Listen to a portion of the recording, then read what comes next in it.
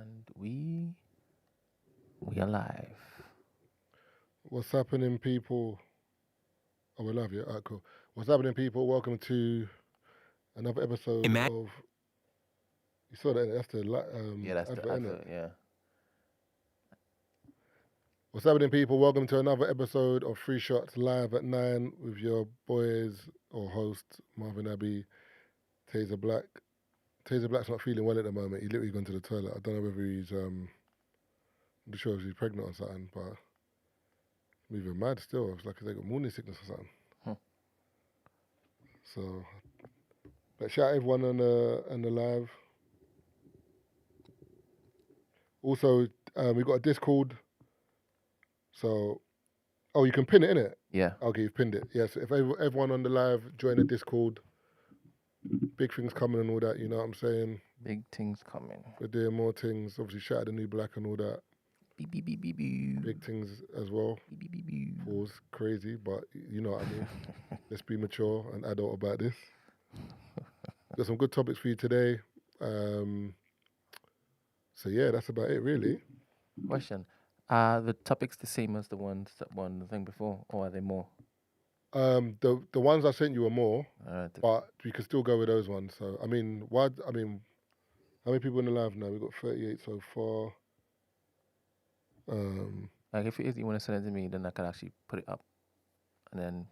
Yeah. I didn't know, so if I'd known before, I would have sent it to you earlier. Then we'll do that next week then. Yeah. So,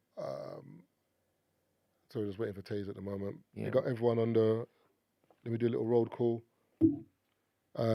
Shout out Davina, shout out Ace Boogie, shout out Raz Shallow, Big Stee1, Mr. Ashlow, Asimel, MS, Curtis Jackson, Everest, YT Accountant, Big Super. Shout out you lot, man. Big up, man. Appreciate you lot logging in. Again, the Discord, join the Discord. Yeah. Be part of the family and all that. We definitely want you all to jump on stage today so y'all could join us in conversation. Because I don't know if Tazer's going to be... Yeah, Tazer's moving mad. Tazer's moving mad today still. I don't know if he's going to make it. Tazer was sleeping just now. Like, literally, his eyes were closed. I've never seen him like that before. Then he made a noise. I said, did you fart? He's gone, nah. I said, you burp? He said, nah. Just a noise came out of my mouth. I said, yeah, this brother's ill. Because what are you talking about? A noise that comes out your mouth is a burp, man. He said, nah. I said, all right, cool. Can't be bothered.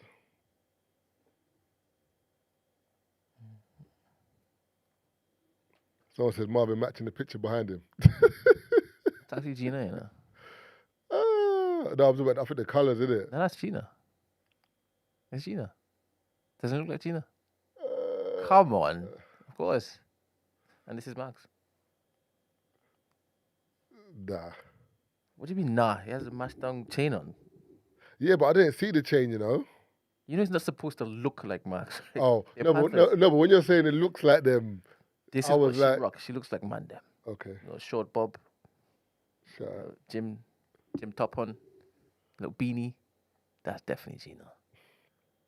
And y'all look so good next to each other. Brown and brown and that. I'm not saying nothing.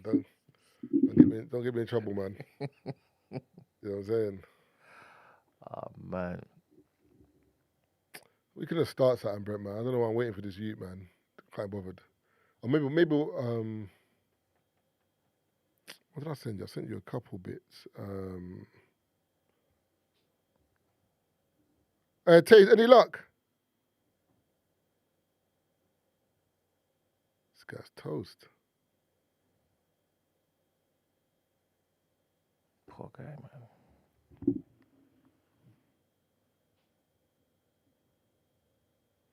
Shout out YT Accountant said, you man got me through my first year at Oxford. It was draining, but listening to 1 hour of what does lead mean killed me. Taser needs a dictionary. If I'd known that, I would have left that bit. Huh? Nah, I was reading something. You ready? You right? No. You're on live, by the way. Yeah, I realized.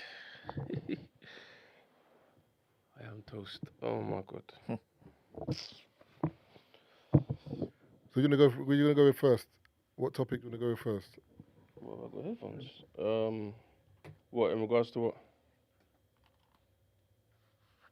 What's topics isn't it for today? You said you had some.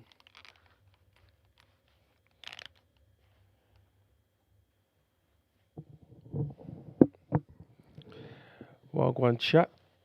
Everyone all right? I'm a bit under the weather right now, so do excuse me. Brent, can you pop up the thing where it says what feels close to begging but isn't? So I was looking on the internet earlier on, and then on shout out to Officially Urban, the bro them. They posted something, and someone said what feels close to begging but isn't. Yeah, and then a girl quote tweeted it and said, "Are we still on for today?" I mean this? No. It's a picture. With the red. You sent me that? Yeah, I sent it. Okay, yeah. Hold up. Wait a minute. So This one clearly ruffled the feathers. no, do you know what it is? It's not even a ruffle the feathers thing for me. Yeah, that one. Yeah. For me, I just think it's like I don't think we're old enough to date, bro. Not we as in me, but as in like people in general. Because if you want to see someone and you're both cool, what is the issue with you checking in saying, are we still on for today? Yeah, but the screenshot, you didn't say the screenshot, man. What do you mean? 4:55. Hey, are we still on for tonight? And the man had to say hello. It's rough. No, but it says Tom from Hinge. Yeah, Yeah, but come on, man. Hinge is like a dating app. Like it's not like a mobile. but that's what we met though. I hear you, but remember, for example, you might not always be in an app, so, Okay. so we can't really use that. But I've heard it before. Even there's I can't remember who was on the pod before. Some ladies and they were talking about the guy I think it was Miss DSF and you two on the same page, and I was like nah, and I was like if we've arranged something and we're meeting each other on Friday and it's arranged, and we're like oh yeah Friday 7 p.m. yeah cool, all right then we're gonna go here. Then Miss DSF was saying if you don't check in on Friday to make sure we're going out again, I'm not gonna turn up on Friday. Or at least Thursday night before you go to bed. Looking forward to tomorrow. I mean, you like I hear it, but we're reconfirming the reconfirming. no. I just feel like there should be a conversation before the actual link up, whether it's on the day. Yeah, whether it's on the day or a day prior. Like you can't have spoken on Tuesday, to link up on Friday or Saturday, and the last conversation you've had or the last correspondent is Tuesday. Even though we've confirmed on Tuesday, you still have to say something a few days, at least on the day or the day before. And if we're meeting on the day, for example, let's say it's the day we haven't spoken, I would at least check in the morning. Is everything all right? We still like, do you know what I mean? Or start a convo. No, that's fine, but I'm saying, but what's the problem with one of the parties double checking? Like, you might message the girl and say, yo, we still on for later on. That's not for like begging. I'm saying it's that part. You double checking, feeling that begging. Why is that begging? If you want to see me, you just want to double check. It's fine. Like, why not? Or don't say nothing, but then don't. Do you know what I'm saying? Don't complain. Either way, it's either say nothing, cool, or say something, cool. But don't feel like saying something means you're begging. No, I think it's a bit of an exaggeration, the begging. But I think what the woman's basically trying to say is that she wants to feel as if like you want to see her. So, showing interest or showing, what's the word I'm looking for? Enthusiasm. Niggas enthusiasm. Yeah. Being enthusiastic about seeing her the night before or on the day, I'm sure will give her some butterflies, and I think that's what she wants. The total it's an extreme, but for some women the total opposite is I feel like I'm begging if I have to message him and check in. Like if he wants to see me, he would let me know. I just don't think people are old enough to date, bro. Because it's just. I don't understand why it's just such a hoo-ha. Everyone loves playing games, man. That's why everyone's in the mess. That's why the streets are in a mess, because everyone's playing games, bro. I want to feel like this, so you do this. If you do this, I don't feel like this. Brother, what's happening here? Our mum and dads weren't doing this stuff, you know. There weren't social media then, bro. But they weren't doing this back then. Oh, bro, oh, picture. Oh, that's you. Gina. Sorry, That's all right. Leave her on the floor next to your lap. Sorry, bro. How was it even standing up there? Is that some screws there? Yeah. So that's what I feel like. Because you know what's... If you can put your phone on airplane mode and then connect to the Wi-Fi, that'd be cool. Thank you very much. Okay. Likewise, Tazer. Oh, is there? Yeah, is it buzzing? Yeah, there's some interference. Because, do you know what's funny? A lot of people always talk about men back day and women back day. Like, they don't make men that they used to. But you were complaining about men back in the day. So which one is it? What do you want? What do you mean complaining about men back in the day? I said, like, they were complaining about men, innit? How men were, like, the patriarchy, like this, the misogyny. I get it, men this. But then every now and then, the new man, you're not happy with the new man, you're not happy with the old man. So you just don't like men, bro. Allow me, bro. Nah, yeah, I hear that. There's things that's moving fast, though. What's fast? What's moving Things fast? are moving very quickly. So the type of men that they may want, there might have been a period of time where they existed, and now we have to adapt. There's new. What man do they want? I don't know. That's what I'm saying. Do they know? Some of them do. They'll tell you, but whether he exists, it's But to be known. man are talking about He-Man. The brothers from Grayskull, bruv. The brother don't exist. He's a biker mice from Mars, bro. He don't exist, bro. He's a bike. He's a mice on a bike. Or a mouse on a bike, bro. Both of us have to adapt, though. I mean, like, there must be someone out there for someone. 100%. But remember, we said that already, that some people don't feel like the person out there for them is for them. Yeah, that's true. They feel like that person's better. I'm better than this person. Like, I want better than this.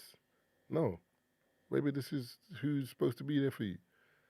What? Yeah, but if you want someone that's like, let's say someone wants to be felt, like wants to feel wanted. Yeah. So that they want the good morning texts and the cuddles when you get home from work. Like all of that stuff that they believe ticks their box in regards to how much a man shows his love to her. Yeah. If they don't find that person, are you saying that person doesn't exist? Or is it just where they are? Because people are holding on to hope. Like one day I'll find that man. Yeah, but it can be a mixture of loads of things. It could be that guy doesn't exist. It could be he does exist, but he's not how you want him to look.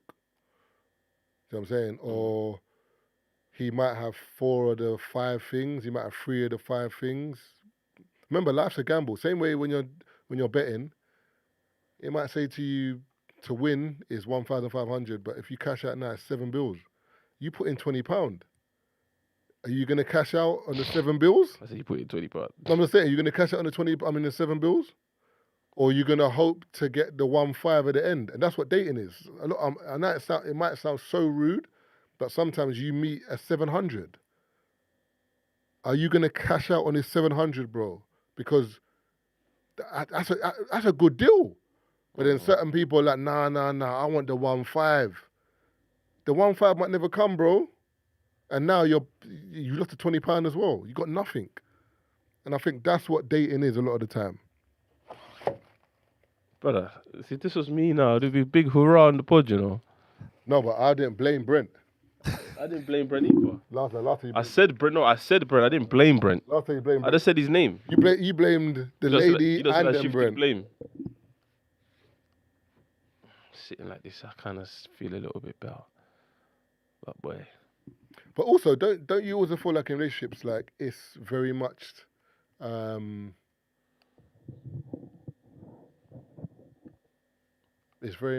can I say it? Men don't communicate anyway, more times. Mm-hmm.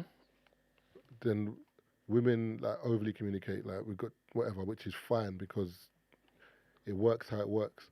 But then men communicating now is seen as like, nah, man, you're talking too much, man.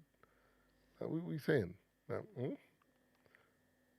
know what I'm saying? So now it's like, I just feel like social media has done a number on everyone to a point where it's given everyone so much misinformation that everyone feels like they're so informed and so ready for stuff, but they're not. because it's just buzzwords all the time. I don't know if you saw that podcast where the guy was talking, and I think I'm some white guy, and he was like, my wife came home. No, I came home. My wife told me my daughter said that she was triggered by something she said.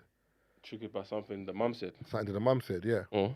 So the dad pulled her aside and said, "I never want to hear that word in this house ever again." To the daughter. To the daughter, and he's like, "You live a great life. Like, the reason why you're triggered is because your mum said you can't go to your friend's house. So because you're upset that you can't, no, sorry, because you're upset of a boundary that's been set by your parent that loves you and has treated you well, you're saying you're triggered now. So you've heard this word and this concept on social media somewhere, and you're using it here in the wrong context, and you believe that you are triggered. So he's saying never use that word again because you don't know the first word about you don't know the first thing about being triggered. You haven't even entered the real world yet and had a working day or had real adversity yet to say you're triggered. So I feel like that infiltrates into the whole dating market and into life in general, where people use buzzwords when they believe it equates to something. Like you might say something to a girl now, and like you might be like, pay for my Uber. And you're like, nah, I'm triggered. You don't respect women. Wait, what? Because I won't pay for your Uber. Like, how's that? How have we got here from here? Do you know what I'm saying? Whereas, so I'm saying I feel like social media's done a number on dating and on men and women, so that men say this about women, women say this about men, and it's just a mess, bro. It's just a mess. That's why a lot of men are saying, or a lot of women are saying, I need to get out of this dating game. Yeah, it's not for the faint-hearted. Aye, 1 sec. Crucial J says, I would say oversharing is a part of where it goes wrong as well. Sana Hamid says, is the statement, if he wanted to, he would try fair? Or is a man being generally busy throughout the day a valid excuse for not being able to engage in communication? But what I would say to Sana is, not being able to engage in communication in terms of what exactly? Because if you work from home and you're on your phone more, and I'm in the office 9 to 5 environment where I can't be on my phone, how do you communicate? And also, just because I'm on my break doesn't mean, not in a rude way, that I want to communicate with you, because I might switch off and just want to maybe go gym, or I might want to relax, or I might actually be doing something else. So this communication thing, I think we need to also give people grace in terms of communication, in terms of life, because I don't know what your day has been. And just because you have a free moment doesn't mean that free moment has to involve me, especially if we're in the dating stages or we're like just finding out about each other. If you're my wife, husband, it's different. But even then, it's like sometimes we can't afford people grace to just have a moment where I don't need to be on my phone. Do you know what I'm saying? There's an expectation that I expect your time, so I must have it whenever you're free. That's not how life works, but yeah, cool. Mirad says it has over sensationalized very simple feelings, responses, and boundaries.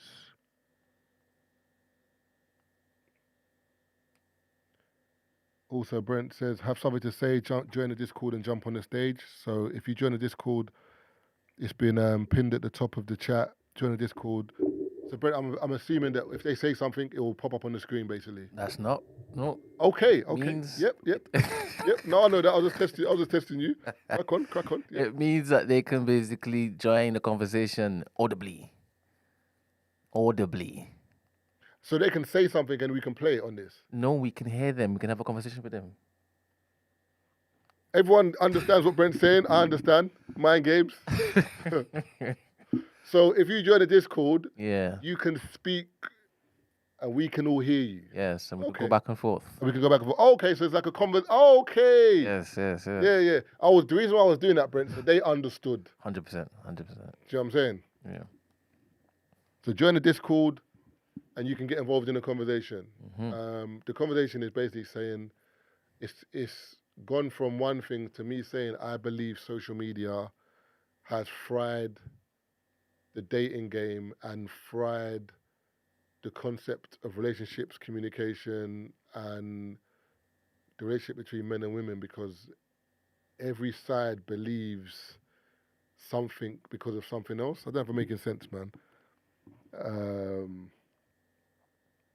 Mirad says, do I need to join the TDA Discord? No, join the Free Shots Discord. It's at the top. Yeah, just click the link. Just click the link in the top of this chat. You can see it at the top. It says join our, it says Disco, but it's Discord.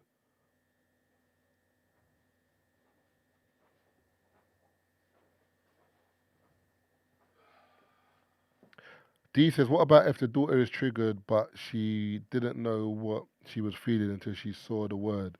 In that case, the father is being dismissive. No, because she was triggered because the mum wouldn't let her go to her friend's house. So that's why she was triggered. She said, Mum, I'm triggered. The mum said, why? Because you won't let me go to my friend's house.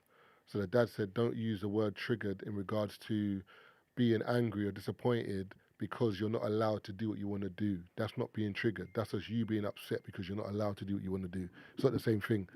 And again, that's what I'm saying. There needs to be a safe space for people to speak, but then within having a safe space, people just use any word they believe fits this space, and that's not what it's supposed to do. When you're triggered, something's actually happened that's led on to something else.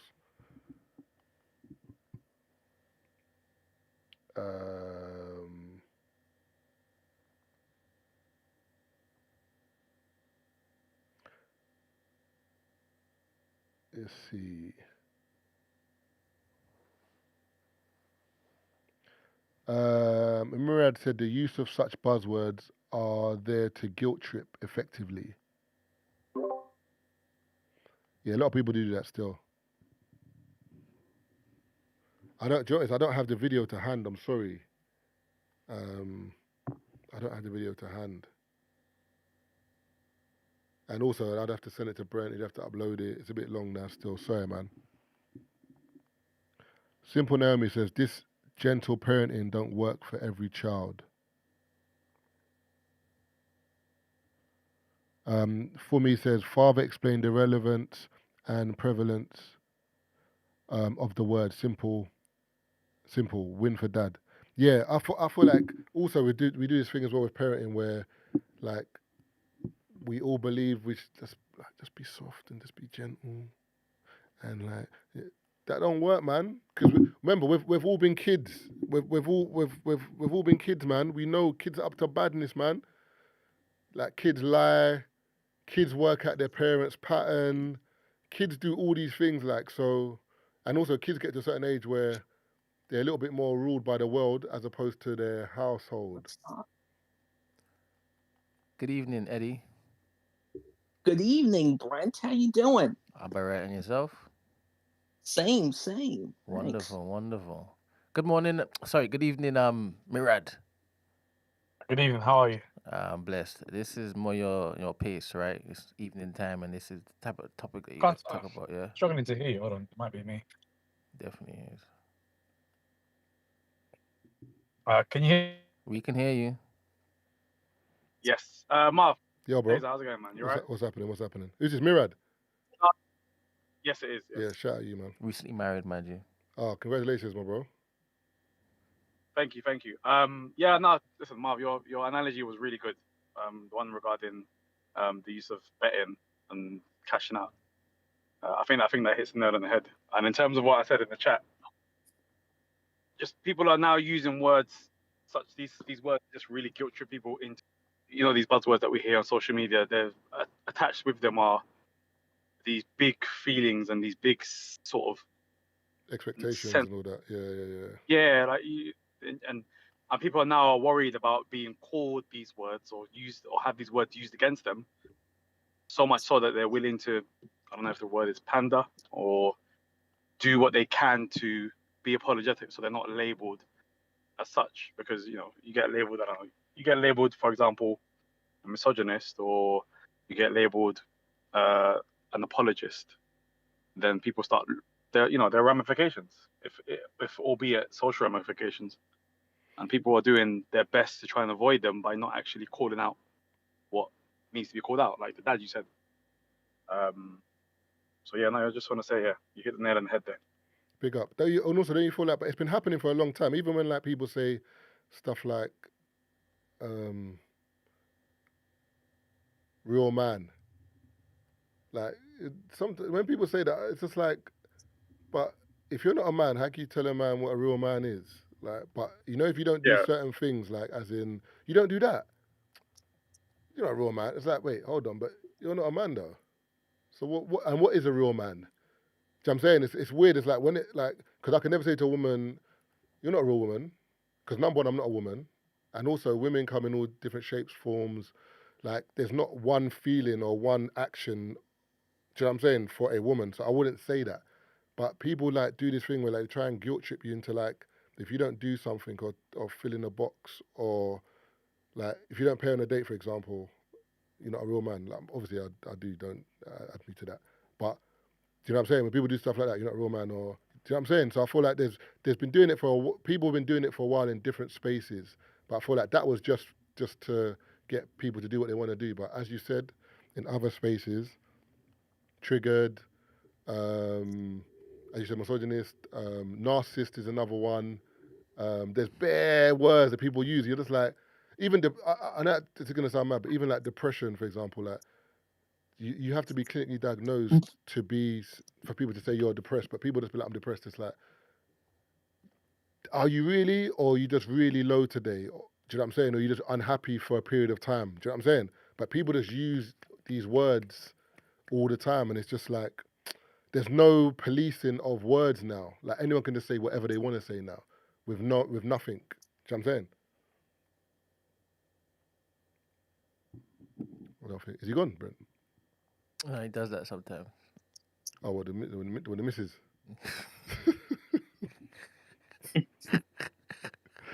Hey, we just said get. Let me try and play this video. He said misogynist, and the missus said get off the phone right. Misogynist?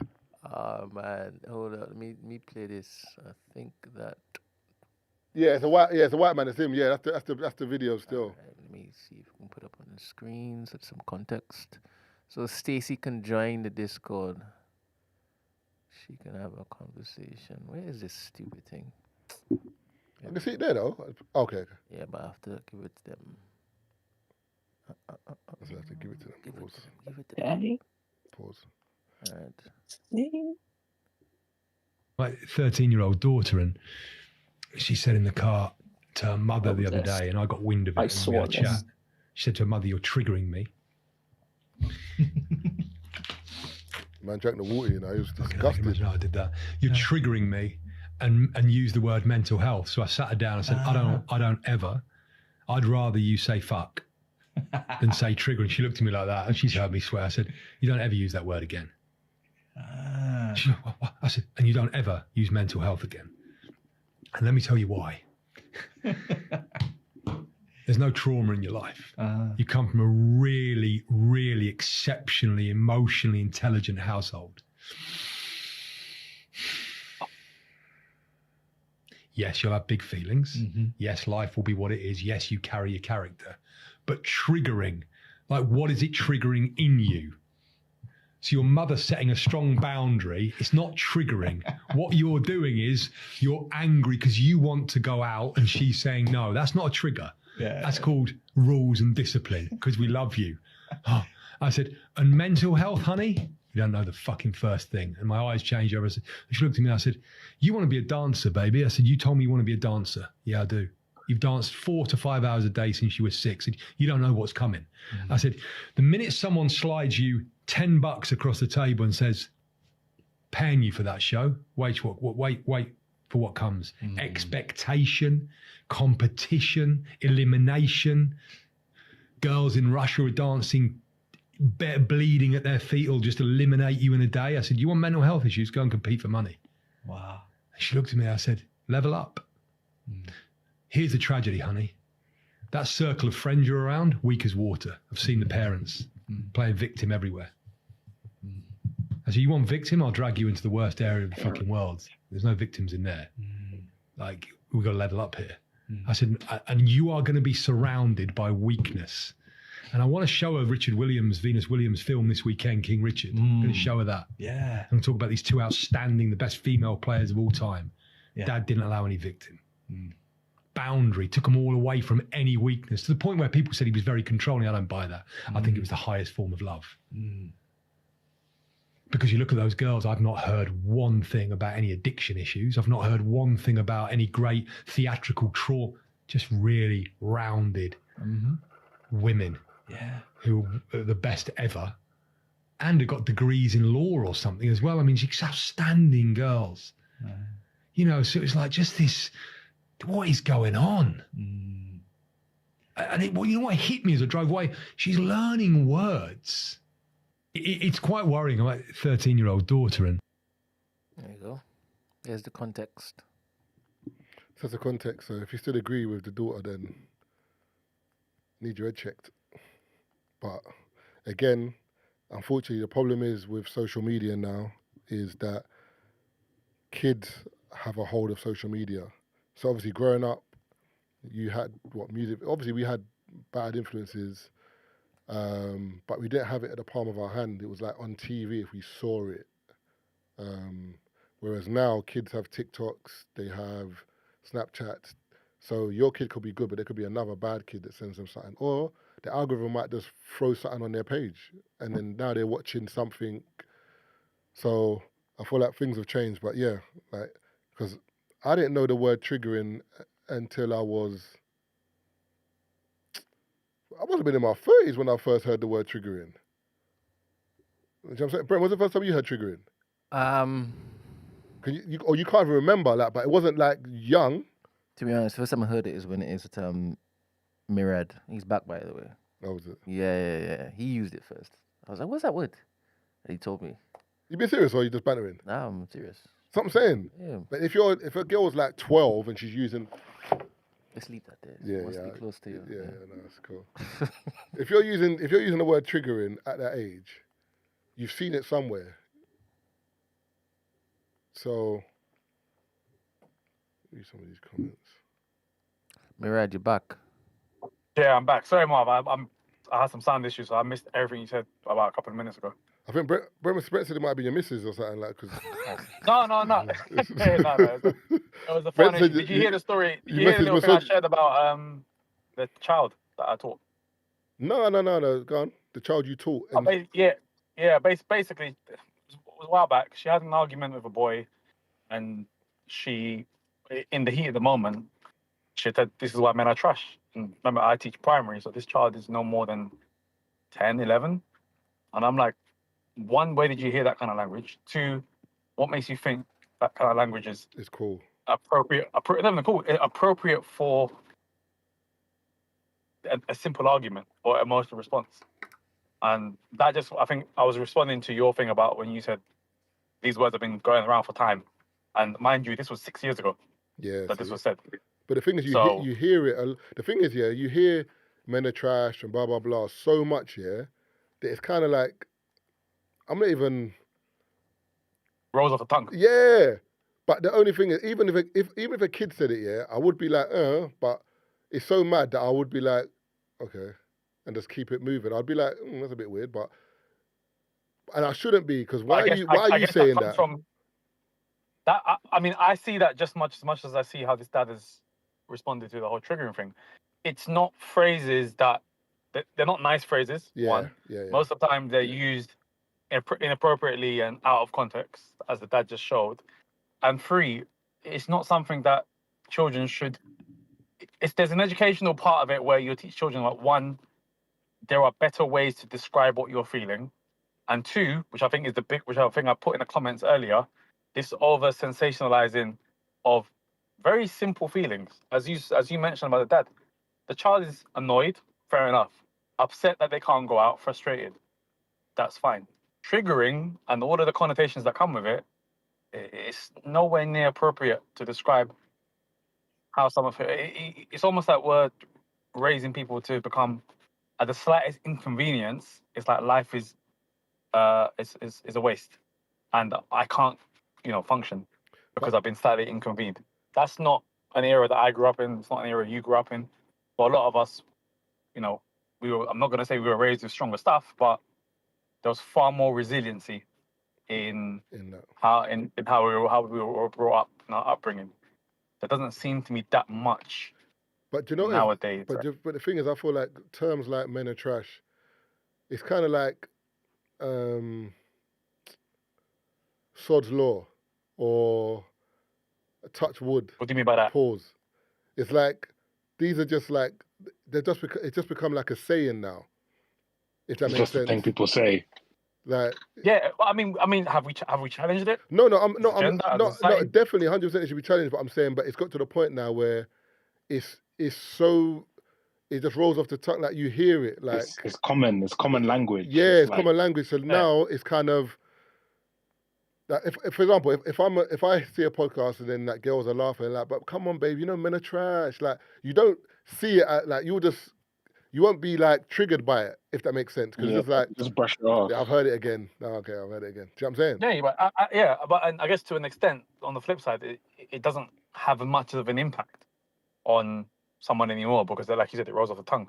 But even still, we all know these things. Like over time, they have an effect on your subconscious. They have an effect on how you operate.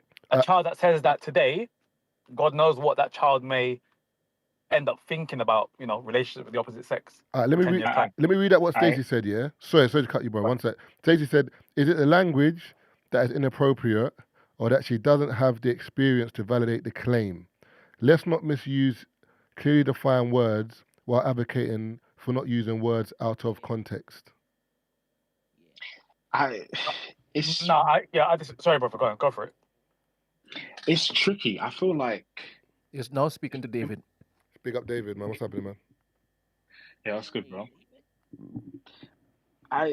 It's tricky, man. I feel like I don't know. The experience doesn't really matter, to be fair. If I deep it, it's weird. I agree. It's like if my little sister, she's like 14 now. If I heard her saying that, I would be shocked. Because for one, we're not saying that in the house. It's not. That kind of language is not easily accessible. It's not a word you can just pick up somewhere. So, Mira, say your thing, bro. Because for me, I'm like, it's just weird. Like, why?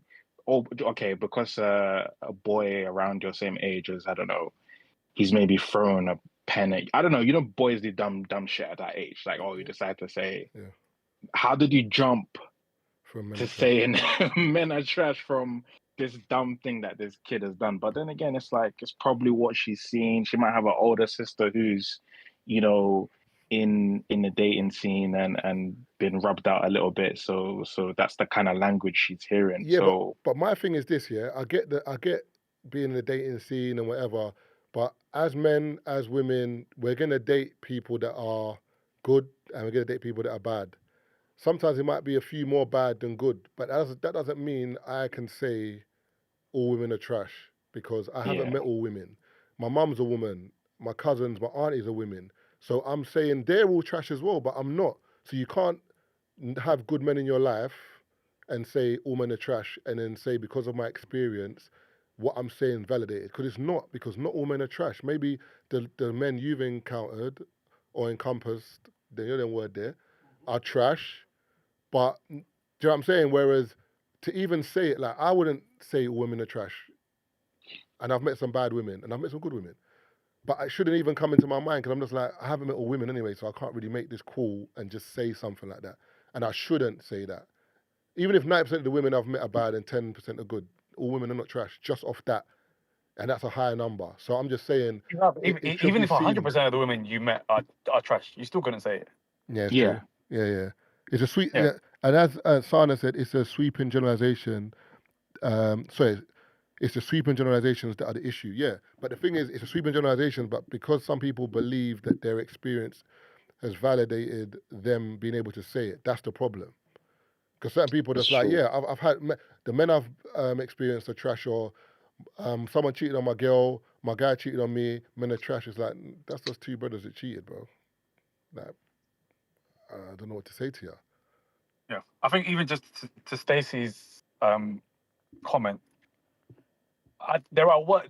Listen, the English language is quite precise. There are words that are clearly defined in terms of what they mean, and we can provide context for them for God knows how long. We all know the the stimulus that people get from using such buzzwords like triggered and so on and so forth. And we know the context people generally use it in, and we can see the outcomes that people generally get from using those kind of words in speech. That is not wholly appropriate to a situation where a child has been told, no, you can't go outside to your friends. Like I said, it over sensationalizes a very simple feeling and response to disappointment. And you just have to stamp it out. And it might be harsh. Some people might be saying, oh, you're not being considerate to children's feelings. But children love rule and discipline above all. Their behavior might not do it, but if there's anything I've learned from teaching and anything I've learned from this whole COVID pandemic, and they love discipline and rules because it gives them a boundary and it makes them feel subconsciously safe. Mm-hmm. When you don't provide that, and that could not, I'm not talking about the physical sense, I'm talking about even sort of proverbially, I'm talking about even just with what you say and can't say.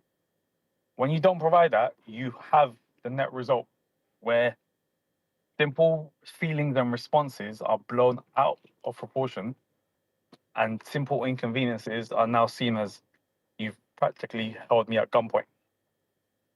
And that's why what that dad did in that video is perfectly fine. If anything, it teaches the child about appropriate emotional responses. It doesn't say to the child, you can't feel upset, you can't feel bad, you can't feel annoyed or even angry. It just teaches the child appropriate emotional responses to situations. Yeah, I agree with that. I feel like that is another problem in society, that kids don't have the rules that. It's weird because the previous gen and the gen before that, people say we were in inverted commas abused because our parents used to maybe hit us and whatever. But like my parents, obviously I got licked a few times, but it wasn't like a consistent thing because I knew I don't want to get licked again, so I'm not going to misbehave again. Do you know what I'm saying? If that makes sense. I'm not saying it was right or wrong, but I'm saying fast forward now where all people are doing to kids is, no, Tommy, don't do that. Tommy's thinking, move, man. Man's doing this, man. You ain't going to do nothing. So I don't know, like, in terms of how things get better, because obviously you've got a generation now that are exposed to so much that we weren't exposed to. Like, we were exposed to it maybe teens, and even that's changed our gen in a way or our gens in a way. So imagine having that information, social media from like 8, 10, 11, how it's going to change you in terms of your addiction to a phone, your addiction to a screen, the validation that you need from strangers, your anxiety levels.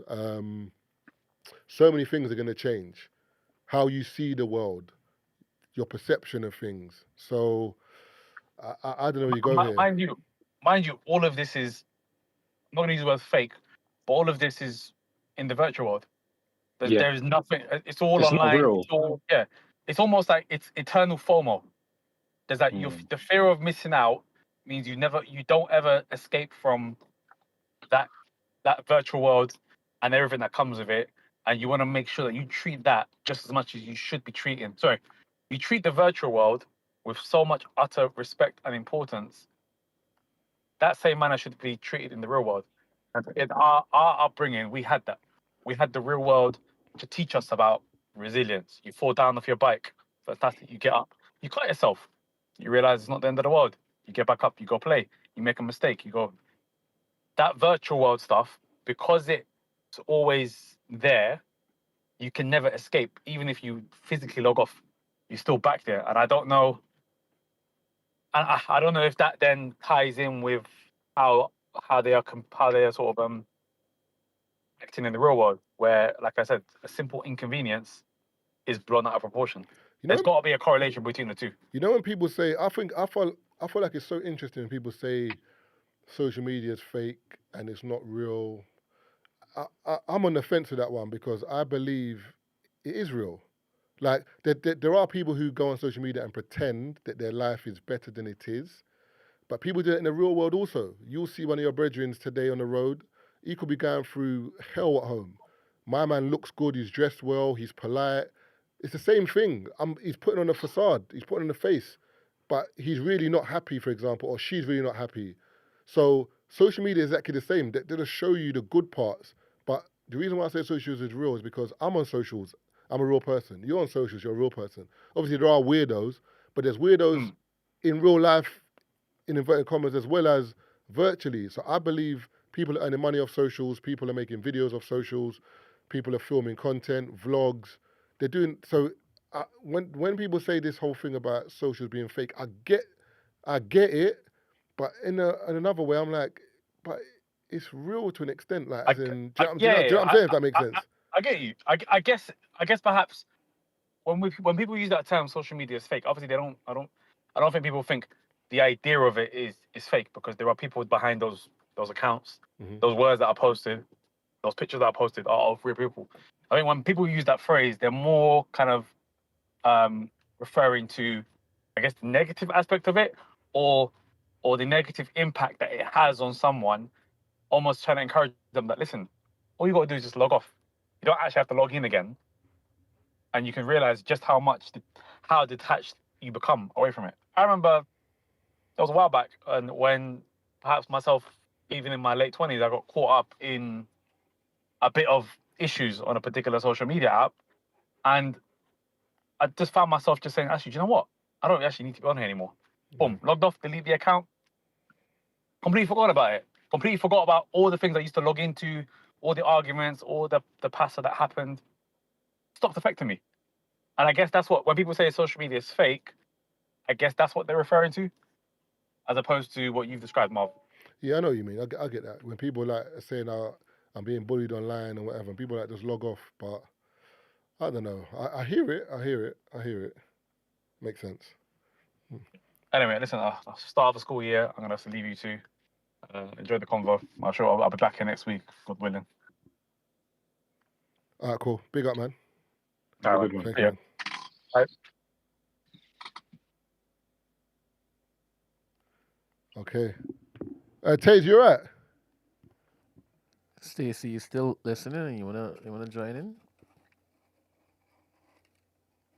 I'm listening on here because my YouTube is not working. You know I'm traveling, Brett, but I'm here. Oh, wonderful, wonderful. Oh, what's on your YouTube? I'm in the airport and the Wi-Fi is imaging. So I'm in the just airport. tuning in on Discord. I'm in the airport then.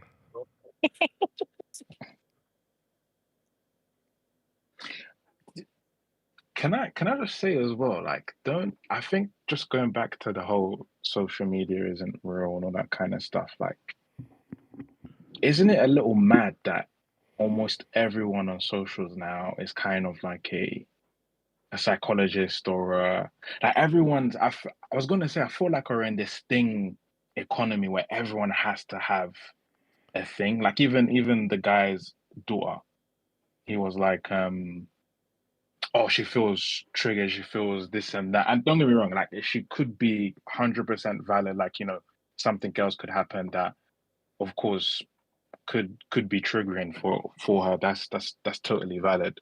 But boy, everybody it's mad that everybody's got, that's for me, like that's where I kind of feel like it's not all real, it's not all it's crapped up to be, because everyone's saying they're all this, they're all that, and I'm like, brother, you have fabricated your entire online existence.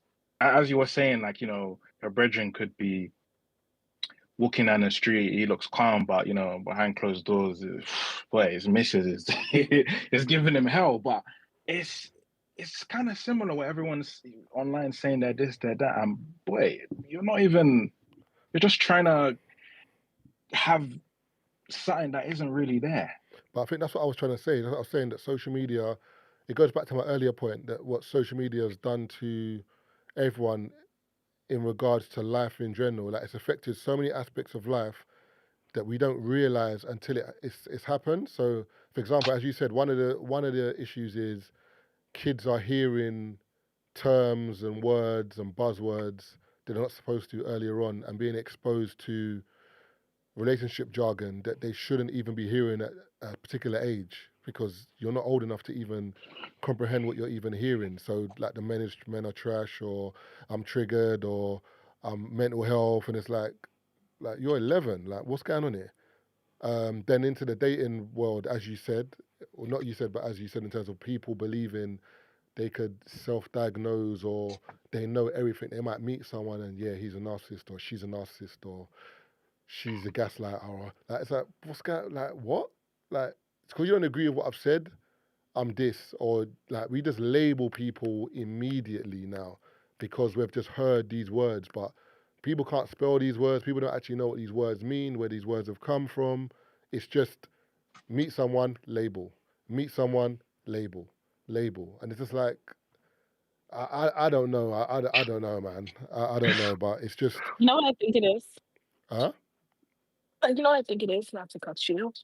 And Uh, I think this is kind of similar to what I've been thinking the whole time you guys have been talking, or at least what I've been able to catch. And let me know if you're getting anything I'm using my cards. I think social media has discernment is a very dormant muscle. For I can't even just say kids because they're kids, right? But for adults as well, I think it's giving people a platform to think and speak as if what they're saying is Bible, and that's how we start getting into this, these terms that people start using and these ideas people keep preaching, and then the rest of the social media sphere just takes it and runs with it, and then it becomes a trickle down effect when it comes to how kids are receiving it. But I think, yeah, I think we should. I agree with you, Marv, when you're saying social media is very real. To me, it's just a highlight reel. Like I'm not a believer in this whole social media thing is fake. I think again, it is. I don't think it's useful for parents to I won't say remove your child from social media, but like let's stop fighting it and let's accept that this is a reality and this is the world that we're in today, and let's teach ourselves and the youth how to receive the information and view the information appropriately. Not everything that you see on social media is a reflection of your world or your life, because the people who are behind that screen might have different motives than you, might have a different life than you. Like the guy was saying, you've never struggled. You've lived a very privileged life. You don't have the same experiences that the people who are spewing these ideas to you have.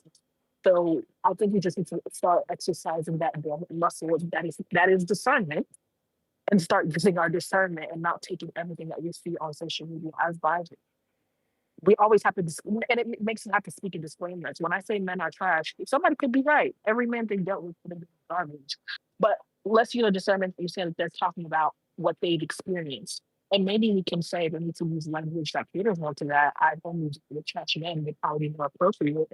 But discernment will also tell you that they're not speaking in a finite term. So why do you also have to disclaim it? Like, if people exercise that discernment muscle a little more, we probably wouldn't be having, conversations like this, especially with kids. yeah, do you know what it is? I agree with everything you said. Like all the points you've made are valid, 100%.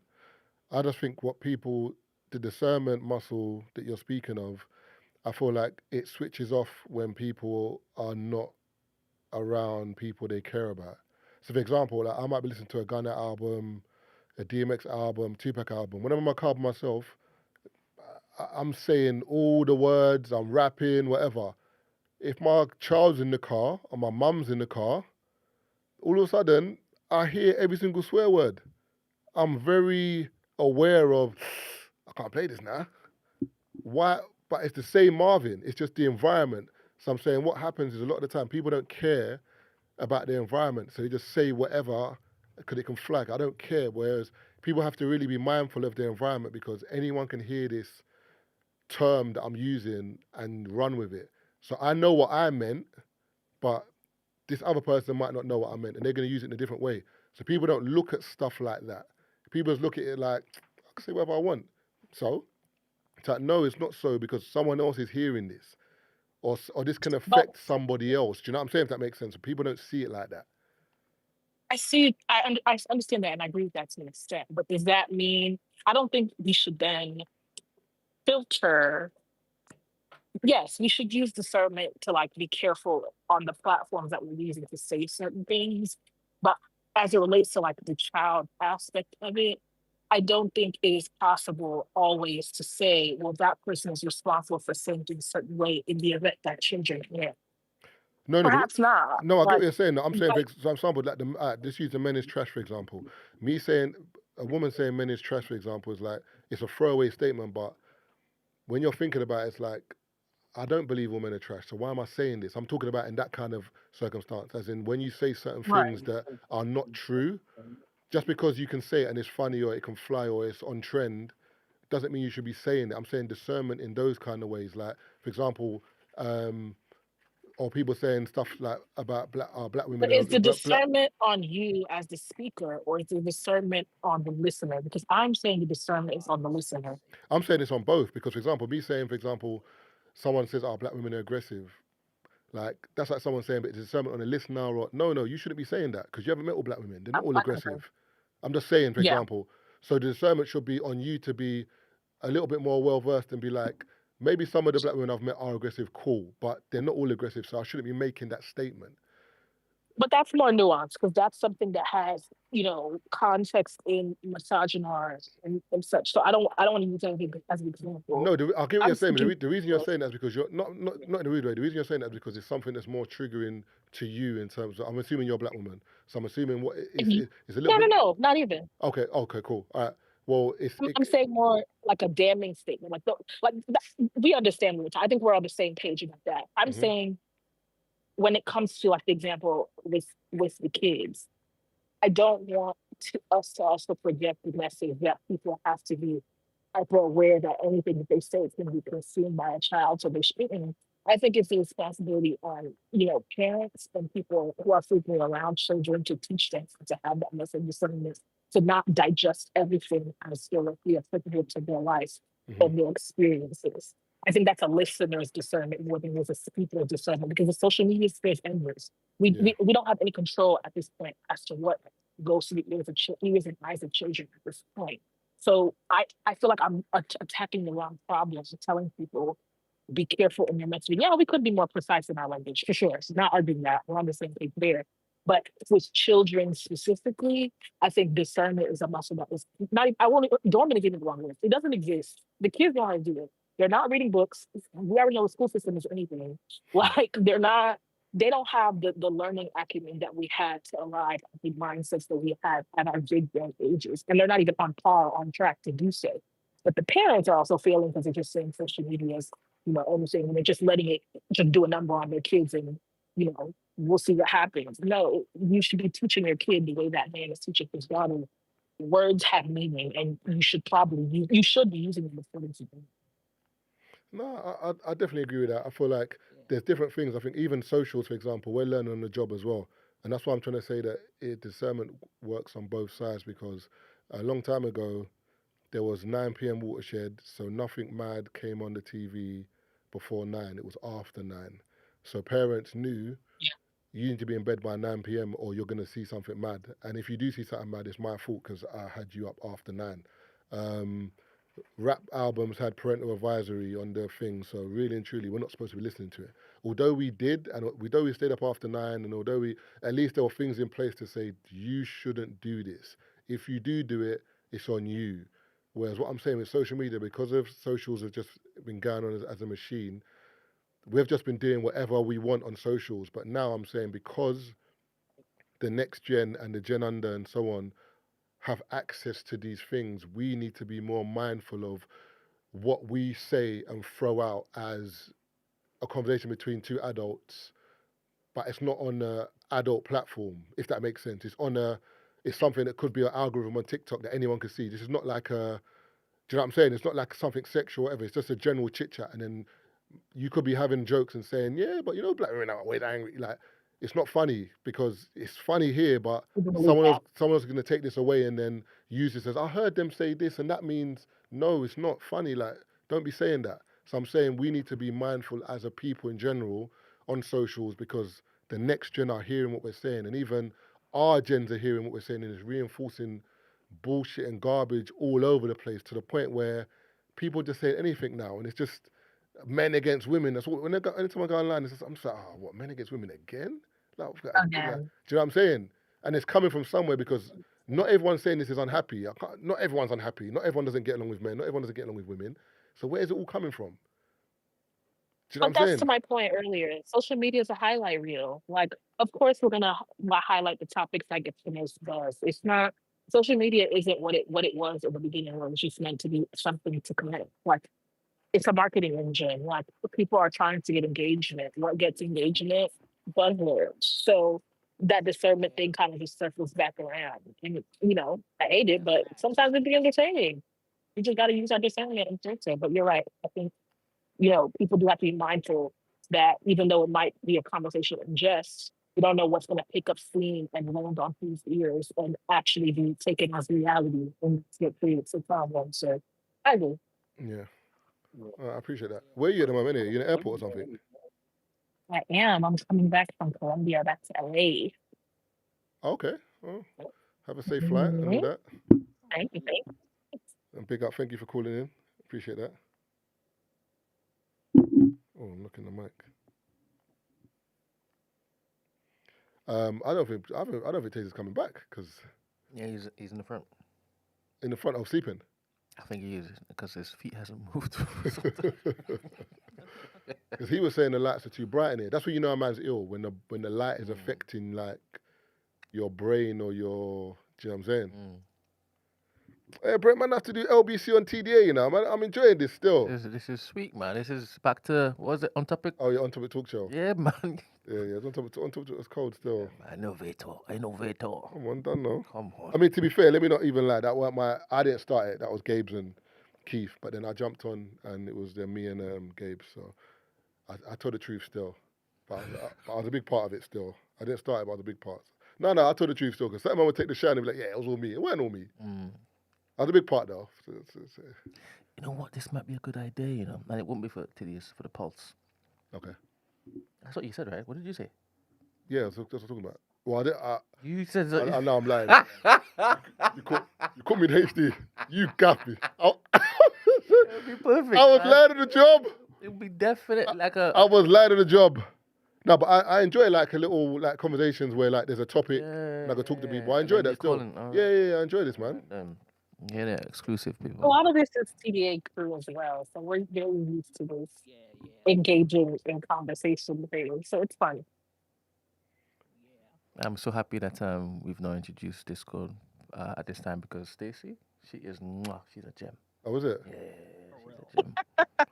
Do you know? I don't know what's something about the American accent that just it makes me weak at the knees, bruv.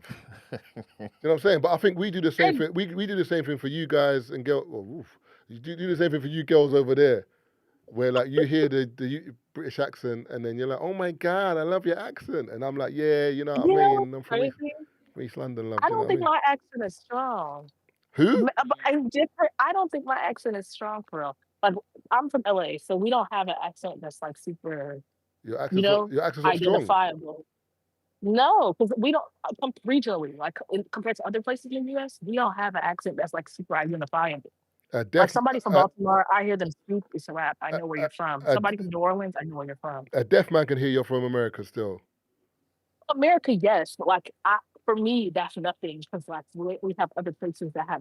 You hear a New Yorker speaking, you know they're from New York. Like it's not nothing for real. What part of LA you from? I'm Compton. Okay. Yeah, I mean, I think there are certain accents in America that we hear, like down south, New York, certain LA accents, like them gang members. And what's up, cuz? Like there's certain accents. That's not real. Well, what's bracken, cuz? What on my homie? What you got on my accent. 6? That's more like. Well, then man, that's not real. What you got on my homie? What you got on my 6? You know what I'm saying? That's lingo, but yes, you can probably tell regionally where a person might be from, but it's not like it's not. I don't think that's considered an accent. And Texas as well. The way like type, but not really, because Texas don't really have an accent like that either. What the cowboy kind of lingo? It's some regions that is more lingo than this accent. So like if somebody from California is talking, I'm going to know that they're from California, or I know what part of California they're from based on their lingo. Whereas someone from New Orleans can say anything, and I know it from their accent. It's nothing interesting. Chicago the same. But It's that's a couple words that they might use. Maybe an accent here and there, but it's more limbo heavy than Wisconsin. But can you hear differences here? Like, can you hear someone from London, someone from Birmingham, someone from Manchester, someone from Liverpool? Can you hear the difference? Because Americans sometimes say they can't hear it. I can probably make an educated guess because I've listened to far too many UK podcasts, but kind of. Okay, fair enough. All righty. Brent, next topic, or my battery's on 1% on this iPad. Use my phone.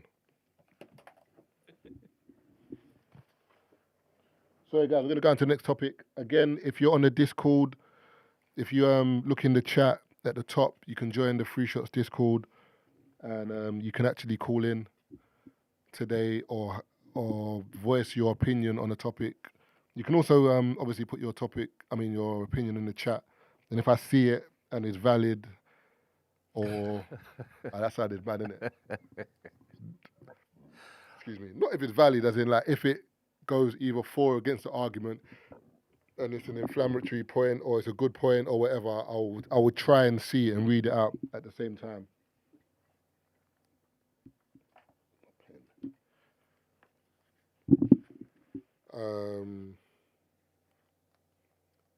What topic, Brent? Sorry, mate. As in the ones that Tazer picked? I mean, to be fair, Taser's not even here, so I sent you another video. If you can play that video, I will. It's the one about this is about what time is it now? It's cool. This is about marriage, and basically it's a guy speaking, and he's saying that he's been telling a lot of guys to not to expect their wives to fail in a marriage. He expects it, and the moment you expect it, you feel a lot better, and you're able to deal with your marriage better. So let's watch this clip and then react to it. Yeah. I've been going at it with these young married men. It's not just she's going to fail you; she is supposed to. Yeah. You're never going to be sanctified if she doesn't. Right. Let's talk about that. It can come across like some men, some, not all, I'm not going to generalize, have a sense of entitlement in their marriages, have a sense of she's supposed to respect me, she's supposed to do this. If she doesn't, then F everything. And forget everything. There has to be some of that in their psyche pre-marriage. That's not to say that a woman isn't supposed to respect the man. That's literally the command for women in Ephesians 5. Yeah. But I'm saying there is something in the man's frame that isn't that you're supposed to die. They're gonna hate that. I don't. No, really, no. But I honestly don't care. No, I don't think it was a harsh. I think it was a fair question, a fair assessment. It's ruining your marriages. Yeah. Because to give people context, I just got back from a men's conference in Cali, and a lot of the men who came up and talked to me were very honest. A lot of men, they were kind of just done with, like, in their hearts, they were done with their marriages. One of the things that I want to do is I want to help single men develop a healthy expectation for marriage, because I think it's a discipleship issue. I think we don't do a good job of developing leaders for realistic expectations while they're single. And so when they get rocked in marriage, that's the reason why they respond the way they do. Right. When the truth is, if God gave us a spouse that met our every condition, we would never learn how to love unconditionally. Yeah. You will never be sanctified if your wife was perfect. Right. You're not perfect. Yeah. And I also think that sometimes, even in the church, I think some men come with this hyper masculine language and talks even in the church, and they feel, and they make young men feel like if you are not respected by your wife, it's because of you. That's the reason why they personalize it so much. Yeah. Oh, you think something about me, not you're just a sinner like I am. Right. It's because they've been discipled by men who say, if you are this type of man, your wife will automatically do that, as if she's some robot and not a human being made in the image of God. Right. You're going to marry, and you have married a sinner. That's good. Yeah. It's really that simple. Yeah. And that's why that clip there is why I'm not getting married, bro. Because I just heard nonsense, bro. I just heard so much nonsense. Let me get it straight. I knew somebody was gonna say that. No, the reason why I'm saying that is this year. I believe, like, at the end of the day, it's the woman said there's one part that stuck with me, which was like, men want to be respected, but do you deserve respect? But then she then said, in the Bible, Ephesians says, respect your husband. Like, wait, so where does this come from? What's happened? Are we doing the religious thing or not? Or what? I don't understand. And my thing is, I get that people need to do their jobs in relationships. I get that maybe I need to turn up and be here for my missus as she has to be there for me. But for me, respect is the bare minimum in a relationship for me. If you don't respect me, it can't run because I need to respect you too. We need to respect each other. Same way you go to work, you might be annoyed with your manager. You might be very annoyed with your colleagues, but you're not going to spaz out because you respect your environment and you know what will happen if you do the wrong thing. You'll get sacked, you lose money. So because of consequences, I'll get it together. But then when you come home, you want to just wild out and just act or be bad to me, or do you know what I'm saying? Because I'm your partner through sickness and health. Oh, sign the divorce papers, man. Let's get out of here, man. What are we doing here? You're supposed to respect your partner. Like, that's the bare minimum for me. And I feel like we make allowances for bad behavior in relationships by saying, but we need to do this, or your partner's not perfect. I get partner's not perfect. Things are not going to happen. I get certain things might be said, or I don't know, things happen, relationships happen. But at the same time, the bare minimum for me is respect. Respect me, man. Don't talk to me anyhow. If you've got a grievance or you gripe with me, pull me aside and say, Marv, you know what? I didn't really appreciate the way you spoke to me yesterday, or I didn't really appreciate this. I didn't like it. Then I'll be like, oh, babe, I didn't know that. Whatever. Whereas if you're acting mad, I'm gonna act mad, and then we're both mad, and it's mad squared. Do you know what I'm saying? But I've said enough anyway. So anyone in the Discord, if you want to jump on. Cause I know, did it say Stacey? Because she was on it still. I heard her. I heard her already. Said I knew I was gonna jump on that. I heard that, Stacey. I literally wrote that down. I was like, somebody's gonna get in this chat and say, and this is why I'm not getting married. And I hate that it was you, but gosh damn. Let's get married, Stacey. Then, innit? What are you saying? LOL. Be No? so for real. Oh no. All right. Cool. No problem. But what's your take on it, Stacey? Do you agree with them or? Yeah, I think they're right. I think the way that it was said, I don't necessarily favor, but I think they're right. I think men do come equipped for marriage. I hate like the way they're phrasing it. Like, I'm not married, so disclaimer. This is just me having an opinion from what I'm hearing. Yeah. Disclaimer. I think that similar to what we talked about earlier, how there's this idea that men are trash, men are trash, men are trash. There is a narrative that is being preached out there for men that marriage is just not it. Meanwhile, women have like hopes and dreams of marriage and damn near spend their entire lives in preparation for it, for lack of a better phrase. But the men are straying far away from that. So I agree that there needs to be, to use the word discipleship. I don't know if I'm understanding that phrasing correctly, but yeah, I think there needs to be more male figures that are preaching to men, not just what to expect. I don't know if expecting your wife to fail you is the right verbiage. I think it's more learning each other. Like, to your point, yes, the Bible does say, women need to respect their husbands, but that doesn't mean that if your husband is beating you, he is deserving of that respect. So we can all use our discernment to understand what they meant here. But we also are dealing with the epidemic of men who just aren't necessarily giving that. And I hate to feed into the whole, what do you have, for me to respect? But it's true. A lot of men don't respect women. A lot of men are expecting someone perfect. And they think that's justified because a lot of men are also expected to come perfect before marriage. So people just need to learn to be willing to work through it with each other. I feel like that's what I was taught. Yeah. I mean, I've said on previous podcasts that no one's taught us how to be in relationships. No one's taught us. We've all learned on the job, literally. Like, we've not been taught how to, love or how to. We've not been taught. We just learned through partners, what we've seen, films, movies, what's going on around us. And again, that seeps into marriage. Like, some people believe there might be guys who. He's sleeping around. He's like, once I get married, I'll stop. Bro, you sleeping around is you, bro. You need to deal with that before you get married or before you even get with someone. Do you know what I'm saying? Or some women might believe, once I get married, I'll turn into a wife. No, you got to start that before the marriage. Like, because... But you know what it is? No, go ahead. Not to cut you off. I think it's ironic the parallel between this conversation and the last conversation because in the same way we are saying, or you are saying, Mm-hmm. that we need to be conscious of the fact that everybody has a platform and the types of narratives we're giving legs Yeah. is the same way we need to be conscious of the behaviors of each other. I'm going to highlight men because I'm a woman and Mm-hmm. I'm a heterosexual woman, so I'm looking at the men in the picture, right? We have to be conscious of the behaviors of men that we give legs. And it is something that happens when men are young. Like, we have normalized priding men and having a roster. The women are just doing it in retaliation at this point, but we are priding men in doing that, being somebody who can pull, for lack of a better word. Like, but to what substance? Like, what does that? What are you?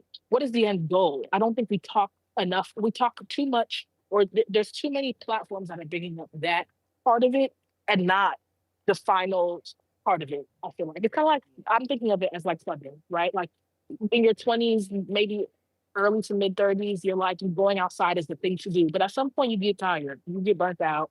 You are not an outside girl or guy, right? You want to be in the house. You want to have a family. Like your interests evolve in terms of what you want to do. I would hope. I'm only in my mid 20s, so I'm in the early phases of I'm tired of that shit.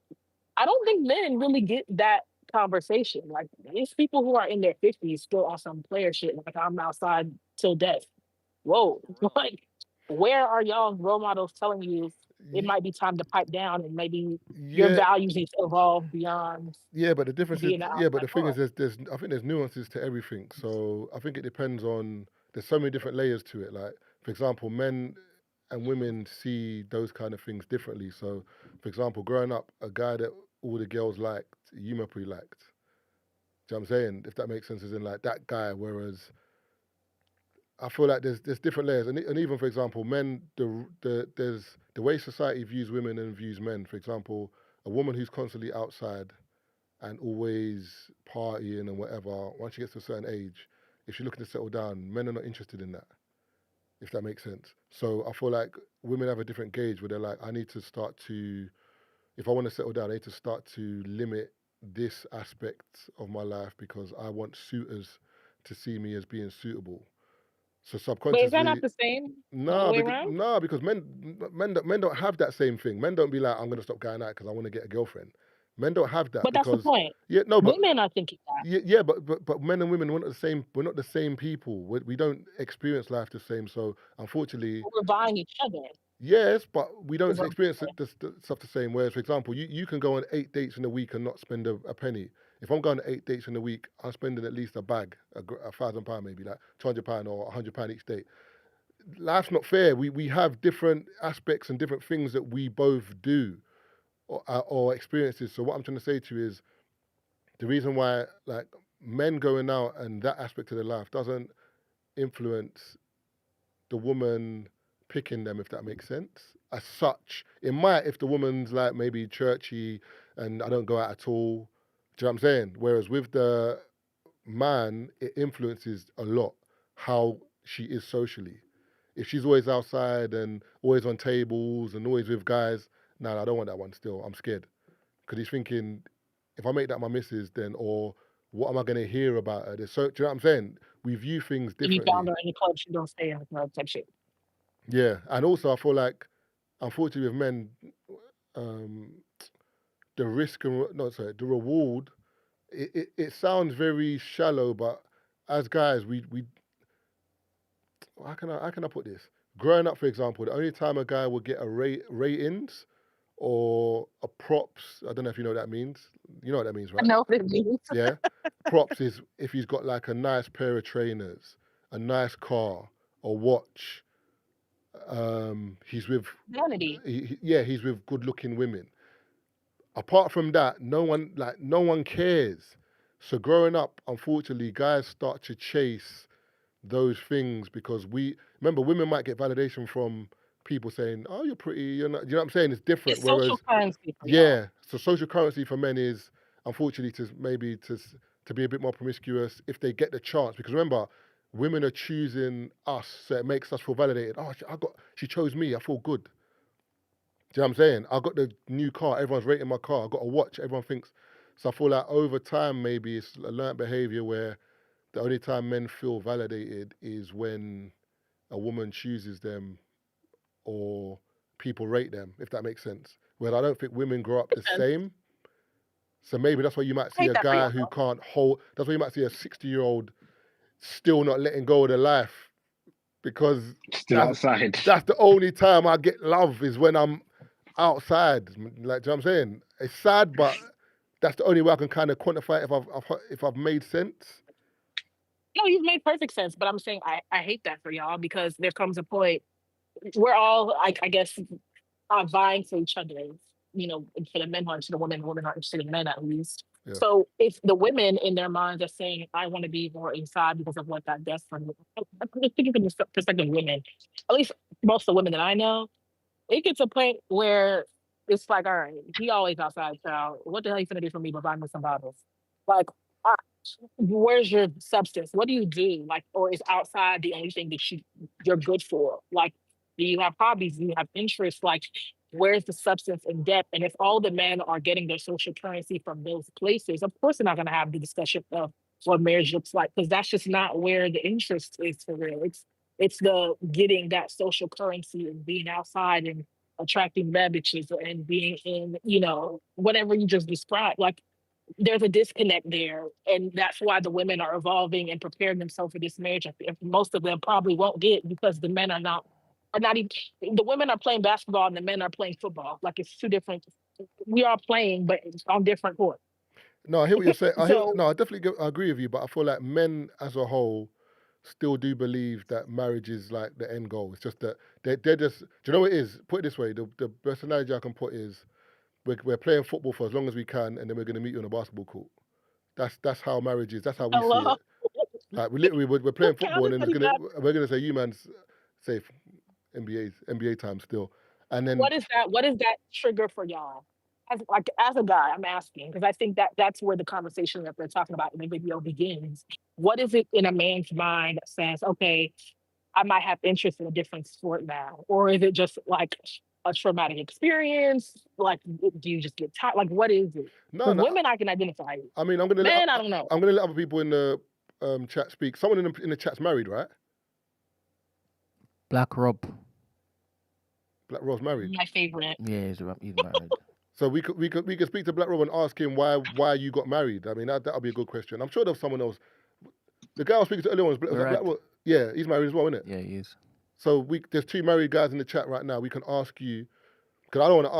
I can't answer because I'm not married in it. But why did you choose to get married? Why did you choose to check out the game in inverted commas?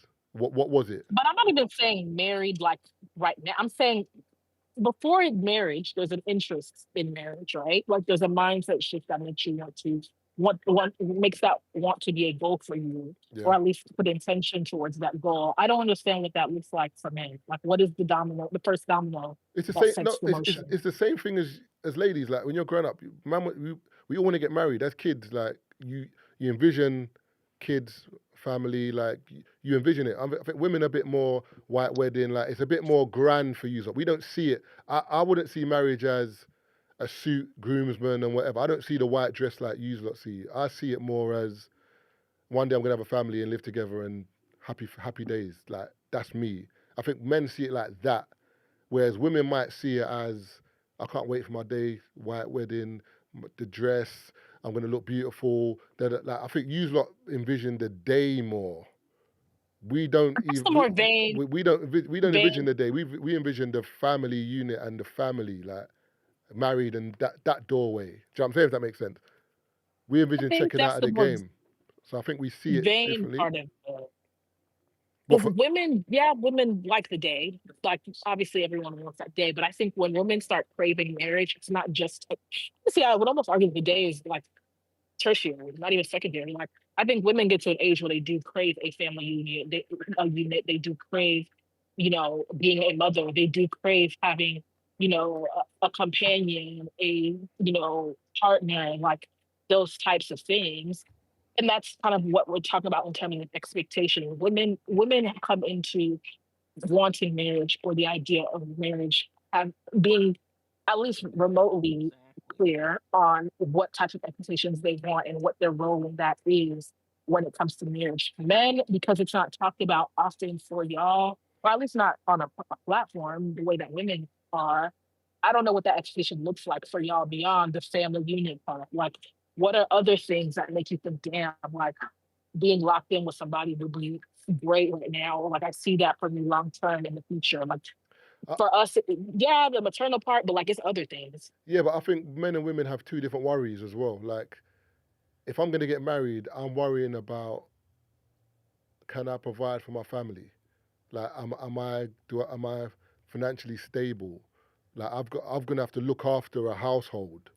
Whereas, not in a rude way, women maybe look at it from more of a maternal perspective, as in childbearing, or do you know what I'm saying? Like, it's a bit different. So I feel like the reason the journeys are different is because I think men want to get married more times when they feel like they're in a place and they're ready to be married. Like, as in, yeah, I can support my family now, or do you know what? Yeah, I've got enough money to.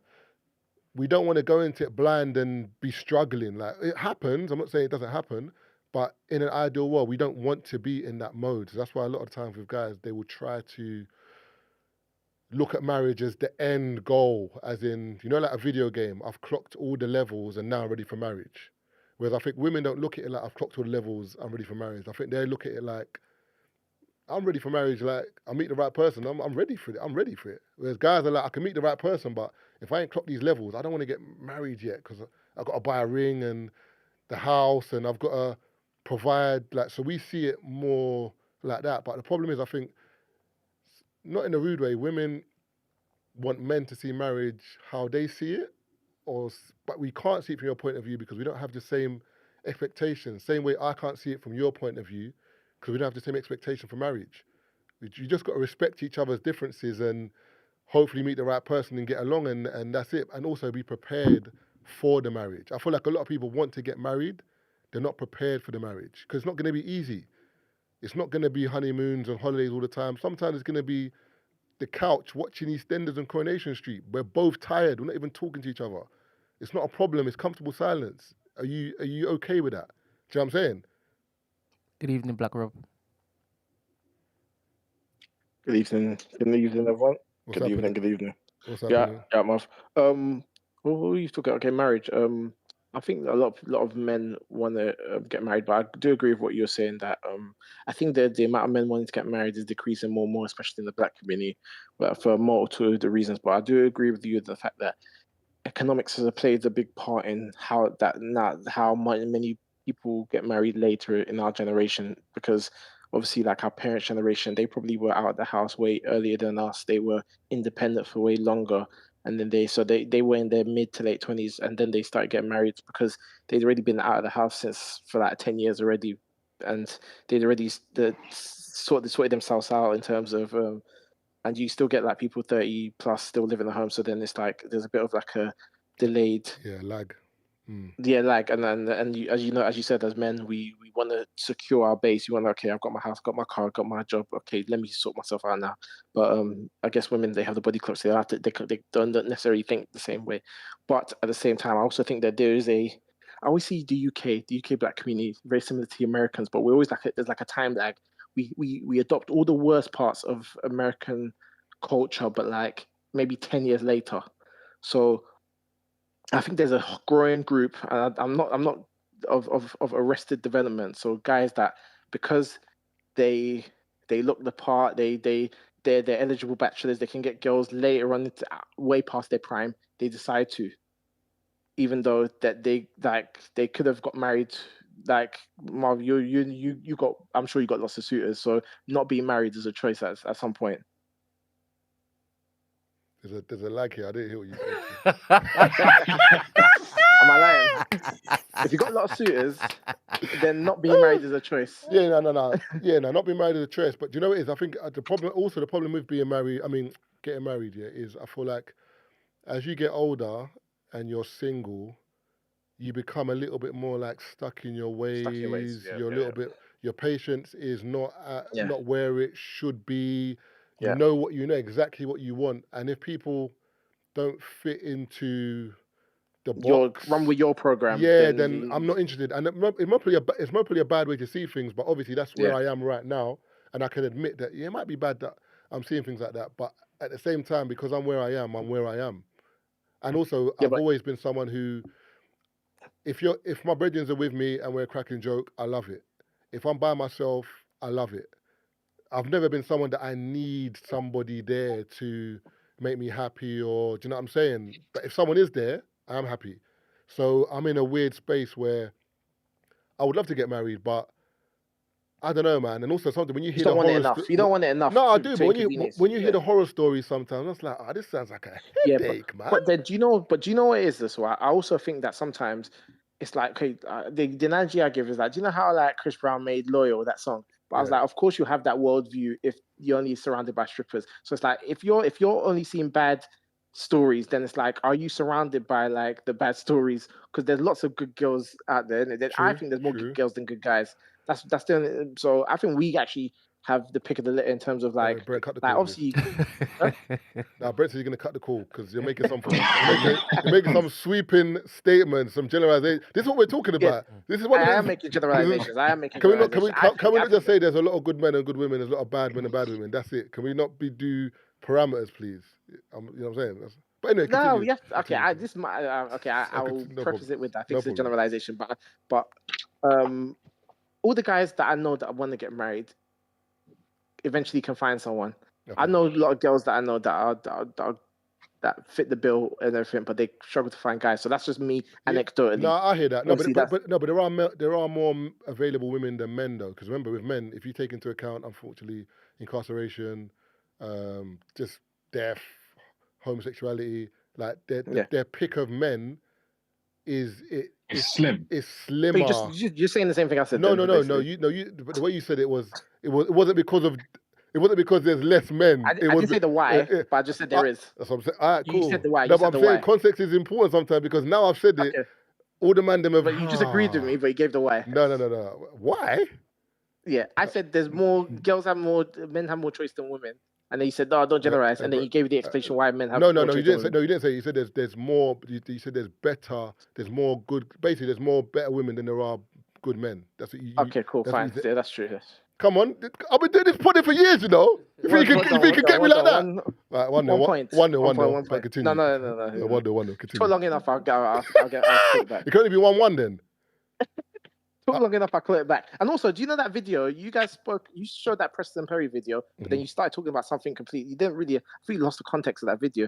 I think. No, let's go back to it. To be frank, because that video, Which one? I feel the wedding one. The wedding one, no? Okay, yeah, crack on, yeah. Wait, Rob, that's what you're talking about, yeah? I was talking about the dreadlock and the guy and the girl that was sitting on the sofa on the podcast. Yeah. They're talking about marriage and expecting it to fail and all that kind of rubbish. Yeah. Bro, for me, because at that, I feel, because we're just seeing a clip. I feel we need the full context of that because it's insane for you to walk into it expecting your wife to fail you. Yeah, it's mad. And I think you misunderstood that, but I'll let you finish. No, because I think I understand what he's saying. He's trying to say like she may not be everything you think she is in the beginning, which is kind of crazy because at the end of the day, bro, if you're getting married, you should know that woman like the back of your hand. That's your rib. If we're getting biblical now, that's your rib. I was gonna quote another person that said rib, but let's not go there. So that your rib, right? You can't how that's a part of you now. So how are you not knowing that? Because I get there's gonna be ups and downs within it, but I wouldn't say you're expecting her to fail you, to not, like, that's insane. So he was using the hyperbolic language to explain the point, but what he was trying to say was that you also fail her. So the same way that you have these expectations of what your wife should be, and she won't meet that. So that in that sense, she's failing you. So you hear failure, and you think that she's rubbish. What he's saying is that she'll fall short of your standard of her because you've built up an idea of what she should be in your head, even after the marriage, and then she may fall short of that. And what he's saying is that even in the midst of you, because there's a book called Love and Respect, where for the most part men want respect more than love. Obviously, everyone wants both, but men crave respect way more than love, and women crave love way more than respect. I'm generalizing. It's not for all men, not all women, etc., etc., etc. But what he's saying is that even That's if you, so well said. huh? So even So that's so well said. I've never heard it put like that. This is okay.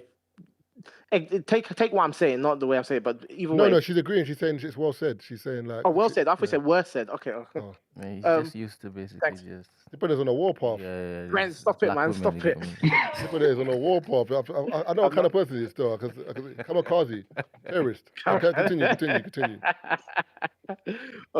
Yeah. So what I was saying was that yeah. So love and respect, whatever. So because men crave respect, women crave love. What they're saying is that it's going to end up being a feedback loop. If you go, she's not respecting me, so I'm not going to love her. So she's not respecting. It becomes a feedback loop that spirals into chaos. So you have to love her in spite of her disrespecting you. And it sounds mad because the macho-ness means that the thing you in your head says she's disrespecting me, no cuddles or whatever. Do you know what I mean? And then it becomes a feedback. So you have to love her in spite of her disrespecting you, which is biblical. You're supposed to do good even when evil's done to you. This is why I'm single, bro. You're talking Japanese to me, bro. All I'm hearing is Japanese. No, I'm not saying you're wrong. I'm not saying you're wrong at all. But I'm saying for me, there's never been a point in time, for example, where I've disrespected Taze, if that makes sense. Yeah. And it's not because I'm scared of Taze or because why would I? Why would I? It's something you don't do. It's not. So my wife, disrespect is intentional. No, I get that, but I'm saying not even. It's intentional disrespect. The way men engage is different to the way men and women engage. Men speak the same language, so we know that. Me and you know that there's only a certain level of way I can talk to you before it can descend into chaos. Do you know what I mean? There's more stakes when men interact with each other, but we all know, as I said, we're gonna exaggerate. But we all know that we've all seen it where a woman may talk to you in some way that if a man spoke to you like that, you probably end up fine, but you have to let it go. So you can't. It's apple and pears. No, I hear what you're saying. Sorry, though. Let me ask though. How insane is that disrespect though for you to be annoyed or be on the verge of divorce? Because this is where it gets a bit techie. I know we can't. Yeah, I know it's not necessarily easy to give specifics, but there's how it has to go really far for me to decide. Listen, this thing I've got. And also, when you break it down, if I'm getting married to you, we've known each other for several years. In terms of been around each other, whatever. We should know each other. I don't want to hear men understand this and women understand this. I'm not a woman, but I'll understand my wife and know what she doesn't like, what she does like, and vice versa. So respect isn't just said in the moment. Respect is you understanding someone over time and realizing their habits, what they like, what they don't like, what triggers them, what doesn't trigger them. You shared a lot of things to be married. This is not like a date where anyone can get anything wrong on the date. We're 5, 6, 7, 8, 10 years deep into this relationship, and I can't hear but your wife's going to be disrespectful to you sometimes. After this long? Yeah, she will. But she will. No, not my wife. She will. Not my wife. She will. She will, but I don't think it'll be to the extent. You can have disagreements. You can have disagreements. Disagreements is not disrespect. I'm not defending a woman disrespecting her husband. What I'm saying is that in the case that it happens, the way you respond to it shouldn't be with fire for fire. It should be with, and that's why I said, if you want to get biblical, the Bible's so revolutionary in the doctrines, because I think every other book is brimstone and fire, but it's saying, yo, she disrespects you, you show her love instead. What kind of response is that? Love to disrespect? That's crazy, isn't it? That's marriage, isn't it? And man, again, that's what dying to flesh is, though, isn't it? Doing the thing you want to innately do is to fight fire with fire. But the thing that's harder to do is to, I'm being disrespected. I'm going to respond to it with love. And funny enough, when you respond to it with love, I've done this myself. My wife's done something mad, and I've just ignored it and responded with love. And she feels so bad afterwards. Do you know what I mean? Yeah, now the makeup, is now even better. Like it's even sweeter now. That's exactly. fantastic. So, Manipulator. I am not ready. I am not ready for marriage because Yeah, it's all right. I'm too road, bro. Because I so the just road pray does a something point. to you. but no, Marv, Man going slaps back you to in what you Westford. The man said. says, "Brother, love for that, man." Man says, But "Oh, do you know what? Marv, My bad. I should have slapped you, though, bro. You're actually a good guy." What? That's what it sounds like to me. Like, nah. Because my thing is, at the end of the day, I like to treat people how I want to be treated. Mm. Does that make sense? It's Me not like too. it's not like I'm Me too. asking for respect and I'm being disrespectful to my wife. That's never 100%. gonna happen. I'm gonna be 100%. respectful to you because I respect you. You're my missus, like you're my rib, innit? Like this is our family, so I'm not gonna be rude to you. I'm not, and I just want the same back. I want the same grace, as in my wife can annoy me, but I'm just gonna be like, you know what? Let me chill out. I'll come back later and I'll address this later. Do you know what I'm saying? Or whereas that's like me saying I'll just be rude to her and just be like, yeah, I'm your husband. You kind of got to put up with it because I'm not perfect. What? Mm. Nah, man. No, we're not. No, I'm not Yeah, we're saying. saying different things. I'm not saying you're saying that. I'm saying, but the problem is Yeah, some people will hear the message and yeah. digest it like that. Whereas there can be bad behavior in a relationship or a No. marriage, but because I'm not perfect, I can get away with this behavior because I'm not perfect. Like, no, like, G-check yourself, have a conversation with yourself before you do certain things, and that's not cool. Like, or do you know what I'm saying? And also give Yeah. your partner grace, but that's how I see marriage. I'm not married, you man are married, so Yeah. But that's also a character flaw in the other person. If your let's say if your wife disrespected you and you responded with love, and then she thought, this guy's a mug, I can do what I want now. Then there's a deeper problem there. She shouldn't see you giving her blight as her as a blank check to do whatever she wants. She should see it as grace and be like, right, I need to pattern up. But I've heard some things where women say sometimes that they push a guy and they see how far they can go. Yeah, but when a guy says no, they're like, oh, like, you put me in my place. I'm not saying that's all women, that's some women. So I'm saying if you're dealing with a woman like that, you have to weed them out early though. Those ones you should have clocked that when you're dating. She's gonna keep on pushing. That's what I'm saying. You should have clocked them out when you're dating. I'm talking about the ones that are good-hearted, but maybe they've just, and there's a lot of them like this. They're good-hearted girls but they just don't know maybe how to interact with men, or they've do you know, like them ones, you know, these girls, they're just a bit hard-headed. Yeah, they're exactly. For me, bro, for me, ask a question. Marv said, Marv, ask him if he will take back his girl that cheated, if she cheated. No, that's done. I mean, he already knows the answer to that question. Who's gonna go back to? But apparently, people that I have heard people say that if no one finds out, they will go That's back. good for them, and I'll never. If my friend said I will know. Yeah. So it's not about. Mine's not about embarrassment for others. Mine's more about, this tells me something about your character. It's not. The embarrassment from other people isn't the thing that will dictate my decision. It's my assessment of your character. Exactly, and again, it honestly goes back to knowing your partner, like knowing every nook and cranny. Like as we've said in this conversation, cool, disrespect might come in. There's going to be turmoil here and there, but at the end of the day, if you know your rib, as we've been saying, it's even easier for you to like disregard certain things if that's your actual person, because you know in the however long you've been in this that she doesn't mean it. She's just a little annoyed today. I can allow it later on. We're gonna figure this out properly, and you know. So if you're into something and you're surprised by certain character changes, certain different things, then you've got a big problem there, because you obviously didn't know that woman before you engaged in that marriage. But I don't understand how you can be with someone for so long and you don't know them. Like, for example, like Brent, I know Brent to a T, and like I know Brent in it. Like, if Brent goes quiet, what? Brent, cut the ball.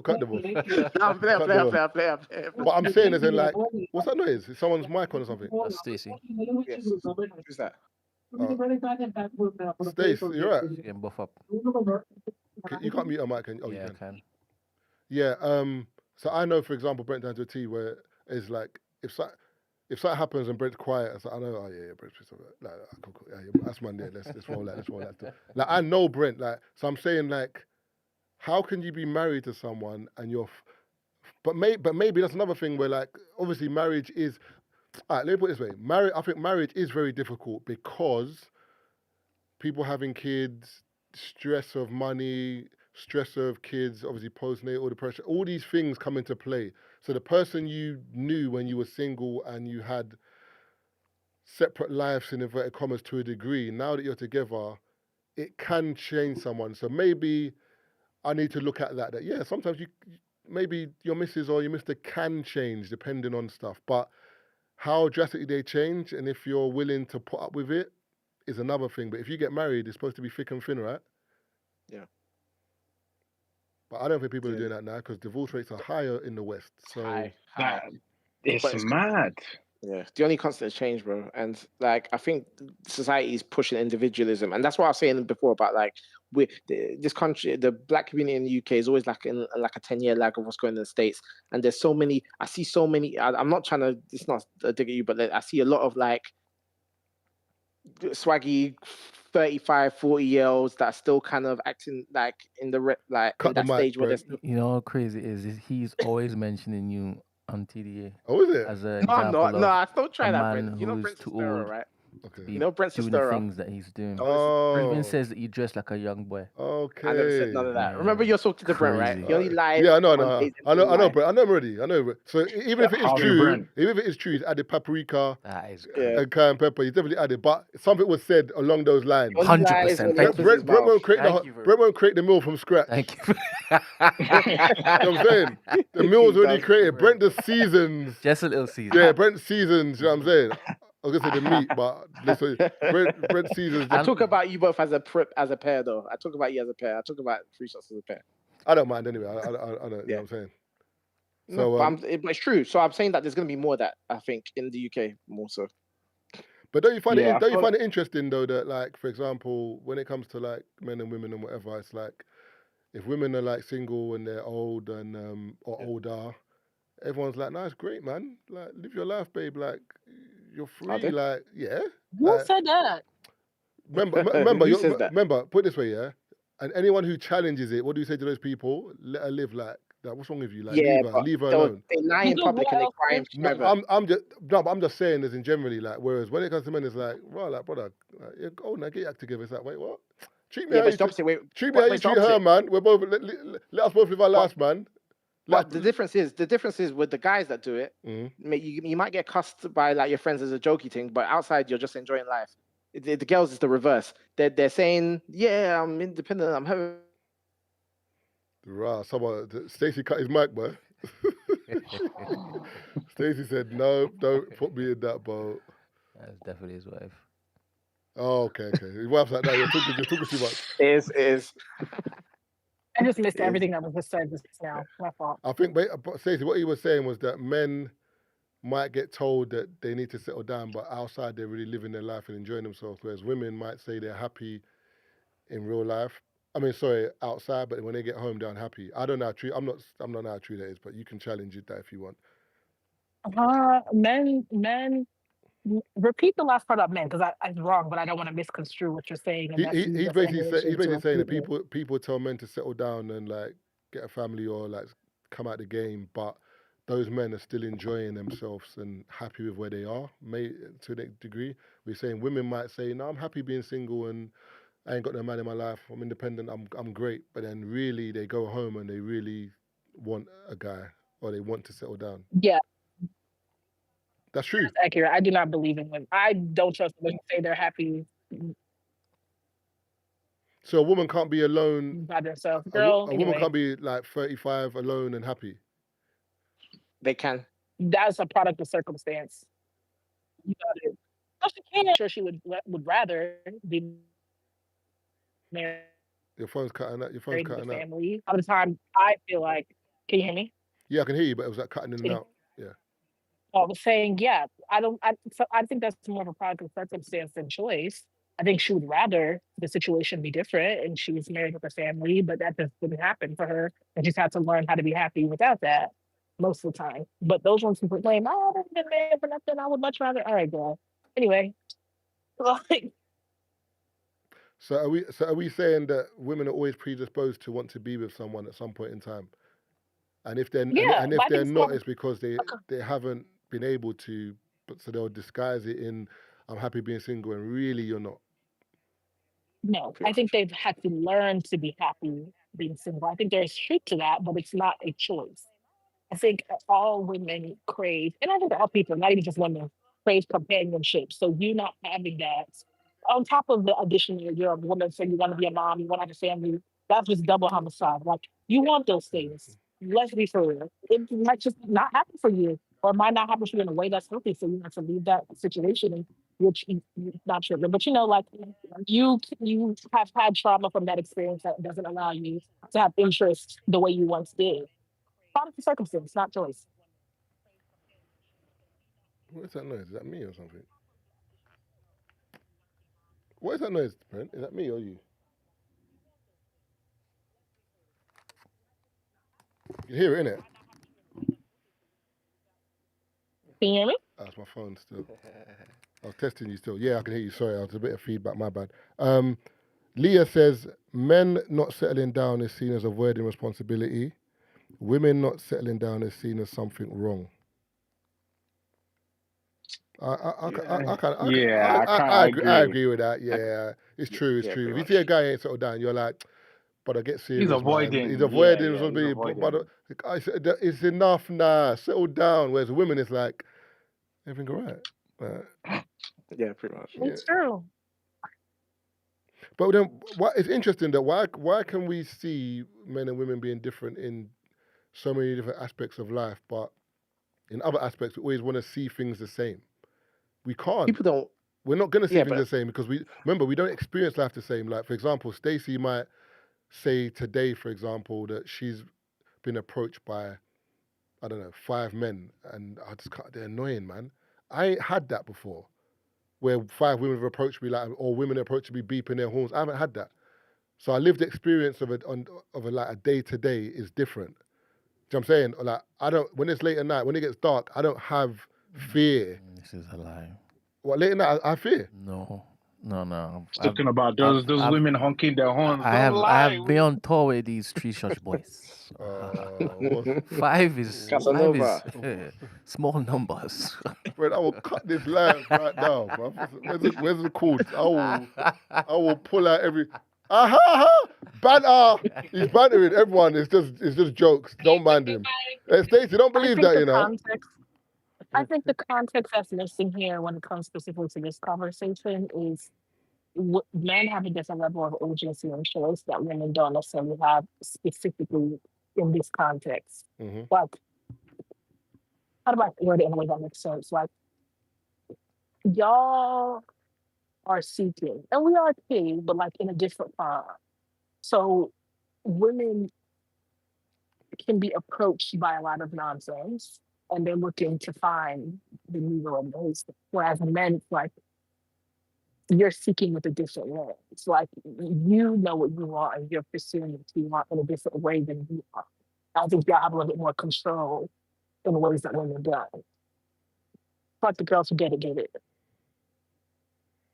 Yeah, I think, and also we got different clocks. I feel like, as in, men have got the social status, stability, like provide clock, which the clock might be it might be a little bit more. I can't say more challenging, but it's a longer. That clock don't run out. It's a longer duration, as in, like, I can make it when I'm 40. I can make it when I'm 50. I might. Do you know what I'm saying? Whereas women, you're doing the maternal body clock with the eggs, and that's really got a time to. Do you know what I'm saying? So a lot of women also want to be able to have kids younger as well. They don't want to do it older. So I feel it just. I don't know, man. I don't know. Dating. I don't think that's a today's circumstance as much as it was in the past, though. Because women are having kids a lot later, and a lot of women are even. The idea of having children is not a priority to a lot of women the way it was back then. Like, a lot of women would much rather not have a child for a multitude of reasons that is not exclusive to just the men, the economy, other things, like a lot of things that are making a lot of women say, I wouldn't have tried to prioritize living my life to the fullest. So these are than these bring are a these child are into it. these are women that want to get married that don't want to have kids. You're saying there's There's more a of those lot of women women. who are like that, and I hate that for us because I'm somebody who's on the opposite of that spectrum, but I see a lot more in my peers. They're like, like motherhood is not the thing for them. Like that's more of an interruption to your life than it is something that they aspire to have. I can't marry a woman that doesn't want to have kids unless I've had kids before and she's had kids, and then it's calm. It doesn't matter. But if I get into a marriage and do you know what I'm saying? And then it's like, what's the point of this companionship? Point, to be honest. What's the Honestly, companionship? Yeah, that's what they want. I'm all right. I could. What? Just be life partners, innit? Just live together. I'm getting married so we can live. My friend, move, man. What? I don't think there's anything wrong. I think we also have to think too, like women are also a lot more aware of the risks that it's having children. So a lot of them are coming from that perspective. Do I want to risk my life? It's kind of like it's a dangerous parallel. But like, 100%. I like how y'all view marriage as like there's a lot more risk than that. Women are into that when it comes to childbirth. Like I risk my life, have a child, bring the child to this world, come to find out that there's an issue. Like now I'm a single mom raising this kid, the economy is ending, the education is anything, like, and for what? It's a lot. Like to raise it himself, like. It's a lot of propaganda as well. Do you know why? Because I feel like there's this new generation. There's a lot of people that take, especially women, that take more pride in their career than starting a family, and that wasn't the case before. People used to, the career was in service of having a family, not the other way around. And I think that's because of just the propaganda that we've been receiving as genders for the last like couple decades. Is it propaganda, Black Roberts, that people are creating fulfillment? So happens that fulfillment for women is solely just maternal. I can't even hear you. I can't hear you. Do you hear what you said, Brent? Do you hear her? Maybe it's the best thing we did it. Huh? Did you hear what I didn't hear what you said. It sounded like Optimus Prime. I said, can you hear me now? Kind of, but it's like I don't know whether your reception, but you It's still the airport Wi-Fi, isn't it? Yeah, like we can hear bits and then it cuts out and it cuts in, but then sometimes we can make out what you're generally saying, but then just now, Optimus Prime. Can you hear me now? Yeah. I said, is it that it's propaganda, or is it that women are craving fulfillment and it's not only maternal? You have opportunity to find that in. Yes. But which one is it though? Because earlier on you just said if a woman is single, for example, at a certain age, she's lying to herself and she wants someone. But then now you're saying something. No, I'm saying that in that example, the fulfillment there would be companionship. But you can have companionship without getting married, though. Right, but there's the commitment in that. We don't even have to go down that rabbit hole to make that point. I'm saying that some people, women who want a career and that's fulfilling for their life, so something that they want children and being moms fulfilling for their life. It's only women who want both. Well, if that number is exponentially growing, so the number that wants career over children is exponentially growing, and the biological imperative meant that one in family was what you craved, basically since the dawn of time up until like recently, and that this number is exponentially growing. There has to be something that's causing that, and I think it's propaganda. Women didn't have those opportunities before, so we're comparing apples and oranges. If women didn't have access to careers the way they do now, surely there's going to be an exponential difference in the data. What you know this narrative that women didn't have access to careers and stuff. What year was this? Or what gen are we talking about? Because 50 years ago, women were not making money the way they're making now. I get that, but remember, 50 years ago, women weren't making money like they're making money now, but they might have still been making money. Like for example, like my mum is a gen before, not even before my one. My mum is maybe 2 gens before me, come the last born, and my mum was a very successful businesswoman. Like so, this narrative that because women are earning more now, they've got more choice, and so men have to they're not as accessible. It's like, no, but women have been doing their thing from before. Like, I just feel like, again... Not at this rate. Yeah, not at this... That's what I'm saying, but remember, with great power becomes great responsibility.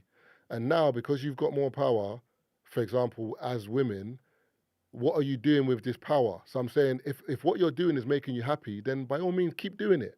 But Is it making them happy? But if we're finding out that a lot of more women are Yes, more that's why they're happy. women ain't more happy now because Private- I saw something the other day where like there's more women that like are on Medicated. medicated antidepressants, depressed. So like you're not more happy now. You're actually not more less happy than you are before. So something's transpired. Why? Do you know what I'm saying? I'm not. It could be men. It might not be men. I don't know what exactly it is. But what I'm trying to say to you This is is very linear. Women are making more, they're achieving more outside of just being moms. And that is in direct threat to the same social currency we were talking about. If money and having their shit together is what does it for y'all, and the women are doing that on their own, that level of attractiveness is shocking because I have that. So if I have money and once upon a time you will vibe for off account of what you have, and the playing field is equal, surely that's going to ruffle some feathers in the dating sphere. You didn't even answer the question that was priorities asked. have changed.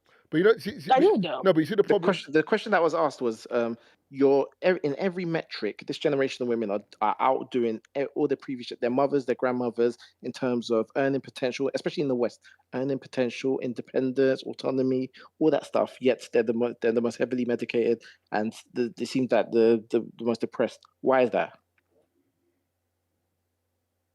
I don't think that's a one answer question. But I'm addressing it from the angle of what we're talking about. I'm saying Sorry, that we're being sold a bill of goods. We're being told something, this will make you happy, but it's unfortunately there's going to be a generation that are going to be the guinea pigs that are going to find out it didn't, and the next generation are going to be like, okay, cool.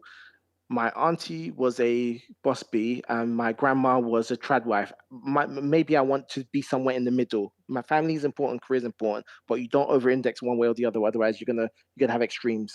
I personally think there's no right or wrong answer here in terms of women. As in, if you want to be a stay-at-home mum, be that. If you want to be a career woman, do that. If you want to be in the middle and have a career and look after the family, do that. Whatever makes you happy, do that.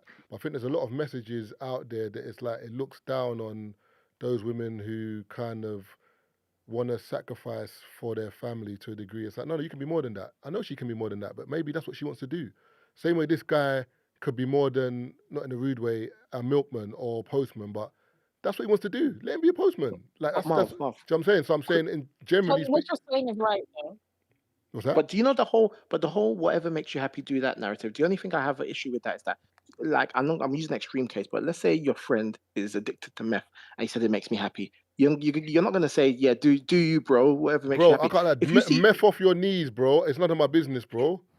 And that's the problem that we have in society. If it doesn't affect me, why do I? No, but my thing is, and that's why we're no. But if someone's on meth, what am I supposed to do? Be with him every single day to stop him from taking meth? Saying is that you wouldn't enable him though. No, I wouldn't enable him. You wouldn't enable him. No. So exactly. So that's the same thing I'm saying. If you see that the actions of someone you love is going to lead them down the road that will make them unhappy in the long term, isn't it your duty to that person that you love to be, hey, I don't think you should do that, even if they may see you as a bad guy in the short term. All right, do you know what if they're not going to listen to you?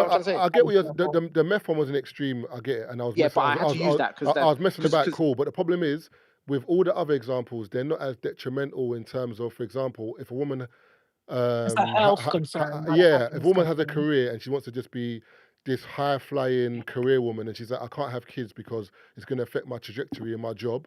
I can't say to her as her uncle, her dad, however, I can't say don't do that because you're an adult and that's what you want to do and that's what drives you.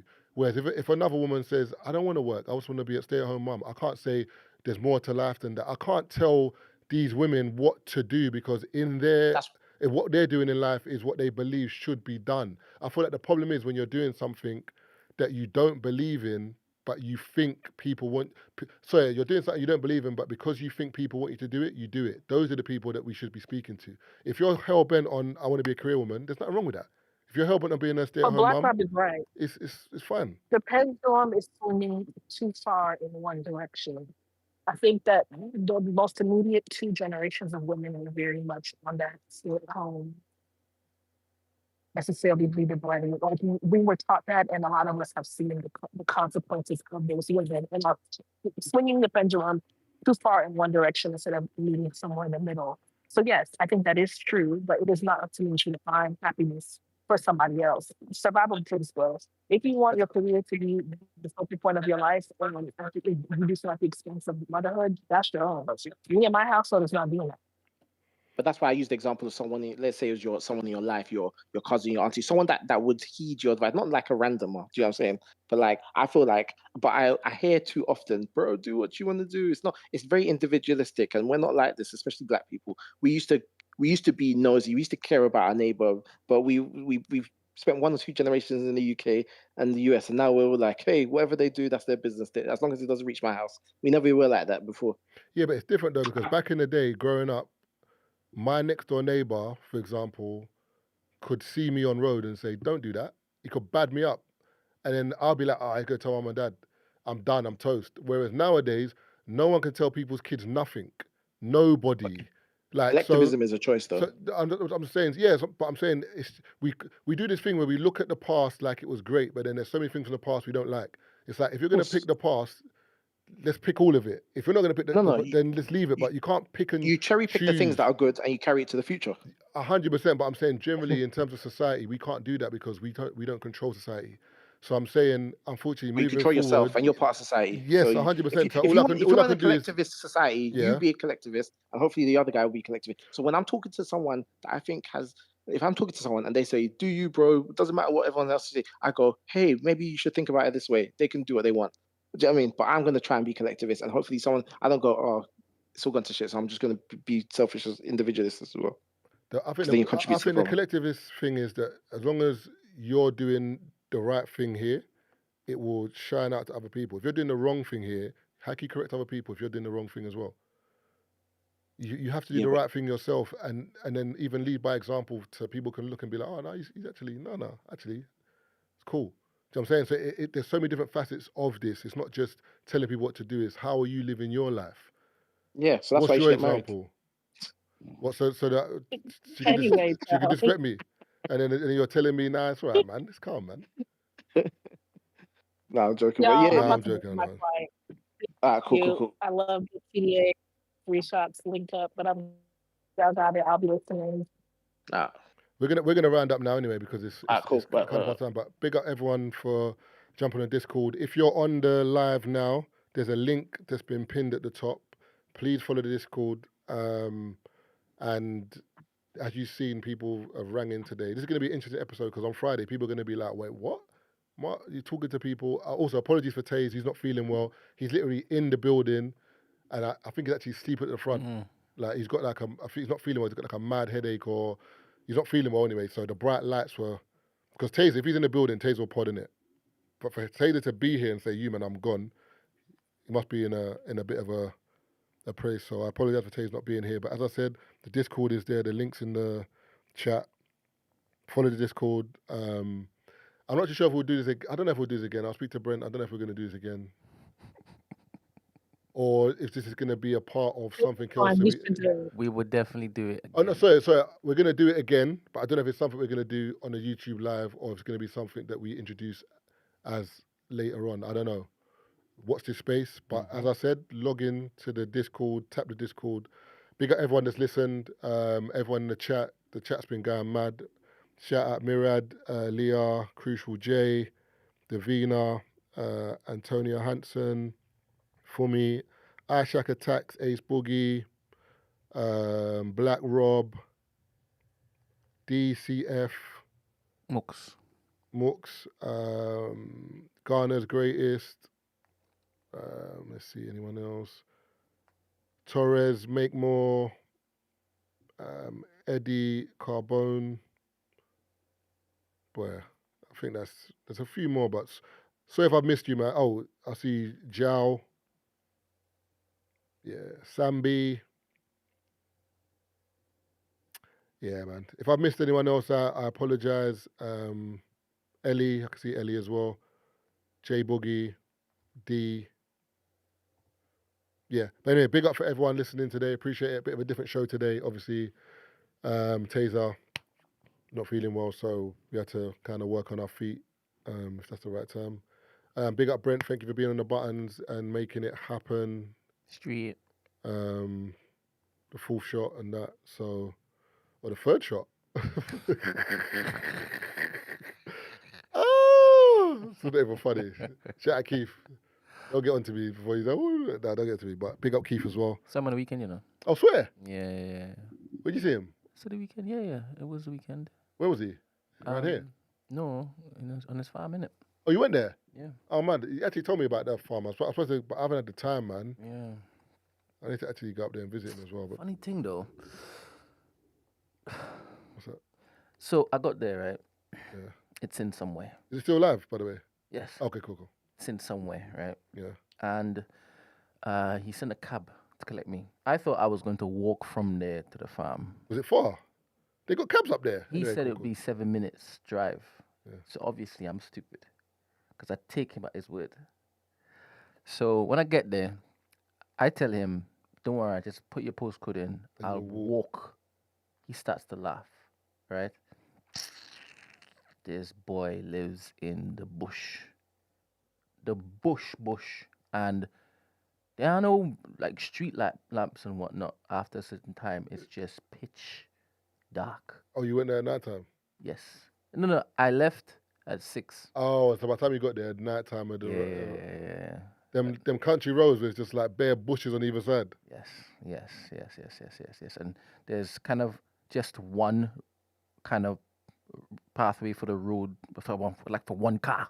Yeah. And they're like little divots, so you have to. I was like, I was never walking here, and he's like, yeah, they want to tell you.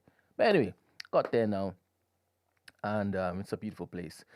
However, I thought the place that the cab driver dropped me off at was the place. And you had to walk from there? It wasn't the place. In fact, within seconds, there was a door that opened behind me. I turned around. That guy was like, "Are you lost, mate?" So I'm like, "I think so." And then I'm like, "Keith Dubé?" He's like, yeah. And what do you just say? Just around there. My man's vexed. Like, every time we see someone black, he's like, the black house is over there. He's like, but I wanted you to say it first. What's the name? What's the password? Keith Dubé. All right, cool, lovely. Second left, you'll see a grasshopper and a badger. Second left there. So this gate now opens up automatically, and I've waltzed on in again, pitch black, and I have to take up my phone. I'm doing this. Nothing's happening. Oh, the light on your phone is lots of it. The darkness is consuming the flash. Just swallowing it. So I'm just doing this. One step in front of you. And then Keith comes in the corner. He's like, did you meet my neighbor? And I started laughing. I said, yeah. Then he starts his normal, jovial, greeting and whatnot. But, yeah, it was cool, man. He has a mother-in-law that's Trinidadian. And she's just come back from Trinidad. So they managed to give me some curry mango. Oh, mad. Yeah. What's curry mango? Ever tasted curry mango? No. What kind of name? Is it? Wait, is this an actual mango or is curry this? Like what? Like is the names? It's exactly what it says on the tin. So like curry mutton, but curry mango. Okay, yeah. What, mango and curry? Yeah. Okay. Yeah. It's amazing. Must be sweet though, like a Chef's sweet kiss. kind of Yes. savory. Okay. Yes. Never heard of that in my life. Yeah. And there was some sweet bread. But funny thing is, right? That generation can cook, like differently. Like what? Oh, we're done, man. We're done. When you say that generation, what do you mean? The generation of Trinidadians? No, as in I'm talking about that mother-in-law generation, like that. Like when they cook, or like the elders, when it's like you're eating, you're like, what? This is delicious, man. I feel so sorry for you and your wife to be. Why?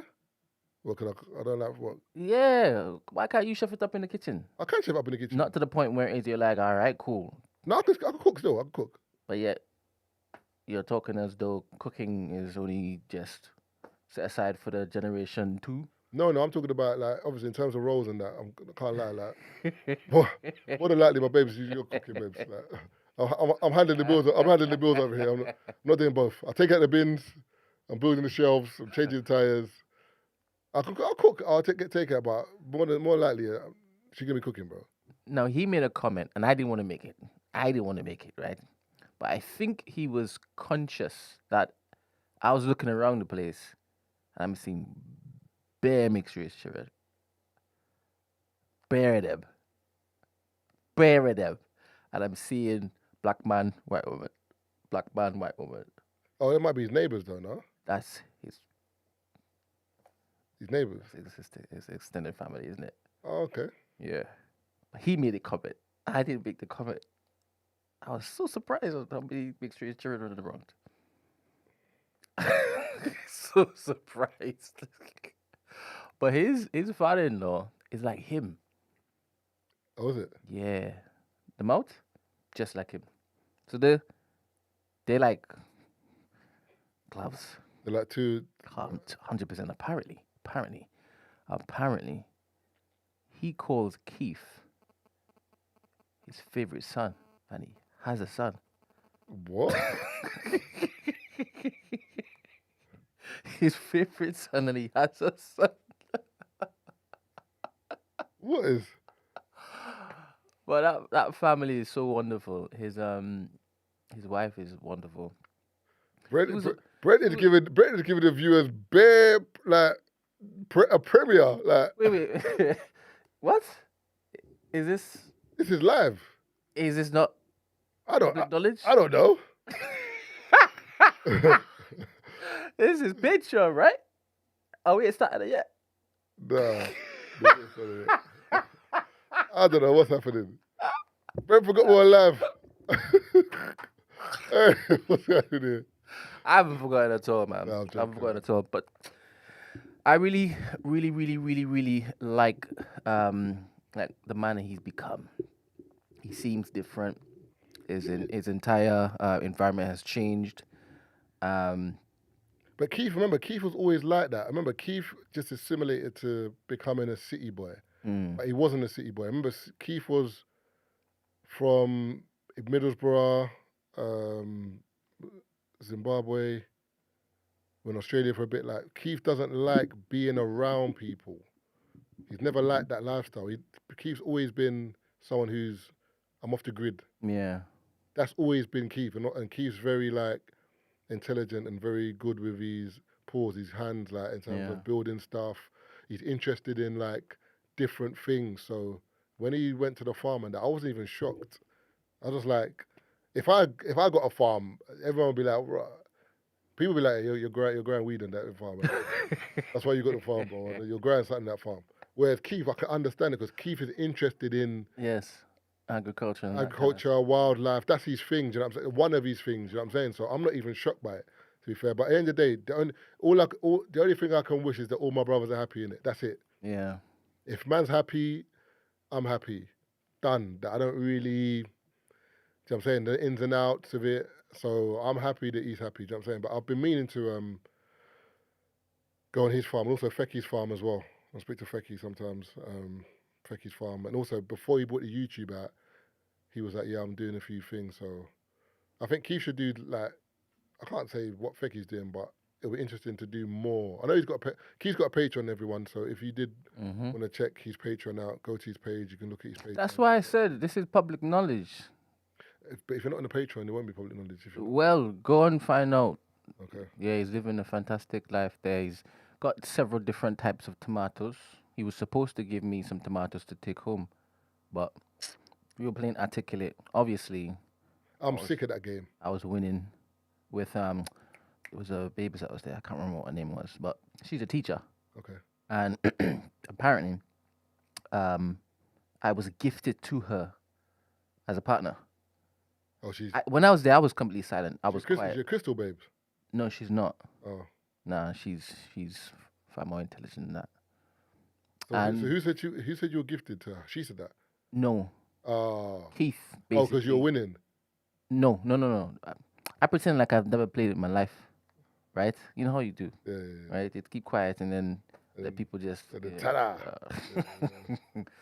So yeah, we took a lead quick. It was quick. Articulate can go from 0 to get a quick 7, 6, 7, and someone gets a 2, 3. You're laughing. The worst one is when you're playing Articulate and the person you're playing with is just dumb. You're like, brother, are you okay? Watching you. Oh. In your face, just watching you. And you can see the sand just going down. You're like, brother, come on, man. Yeah. Yeah. But I had to leave early. But we were at least, eight ahead. She was fuming. But no one cared about when I was getting home. Everybody was staying over. Everybody was staying over. And everybody was playing like, I didn't have to go home. So I'm assuming you got train station and that. I'm assuming. Yeah, I had to get there myself. Oh, okay. Oh, you didn't walk up. Oh, But I had to climb over the fence that was automatic. Is there? It wasn't automatic anymore when I got there. Is there Uber or is there a taxi service? It's Uber. Okay. It's Uber. You know certain towns and that there's a cab office, taxi service from the station. Yeah. Okay. So you don't okay, cool. All right. Yeah, but it was nice, man. It was a nice little reprieve from the monotony of the city. No, of just wicking hair 24/7.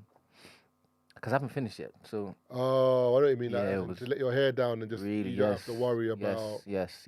And obviously being on like a stretch of land with all the lights and the distractions and whatnot, it reminds me of Trinidad. Okay. So it felt homely. And even when you get into the place, like it's massive, but it still feels what's the word? Not rustic, but kind of like rustic, you know? Which is yeah, it was nice. It was nice, man. And then you heard him on his laugh. Yeah, you should go and check him, man. Yeah. I've been meaning to, but I just had a few things to sort out. But yeah, I definitely will get over there still, 1,000,000%. But wow, that was some bonus episode. But at the end, but shout out Brent. Always a pleasure when Brent jumps on the pod and puts his 2 pence in. If you want to hear more of Brent, put some tomatoes in the comments. Tomatoes mean boo, no? Nah, not in this context still, because tomatoes are good for you still. But yeah, big up everyone in the live. Thank you for listening. Again, apologies for Tazer's absence. He weren't feeling well. Bit of a different episode this week. And if you like this kind of episode in this kind of format, let us know in the comments on Spotify. Even if you DM the Free Shots page in the comments here, let us know. And yeah, we'll be back next week. We've got a special guest next week as well. Returning, but hilarious. So definitely look out for that. And yeah, big up.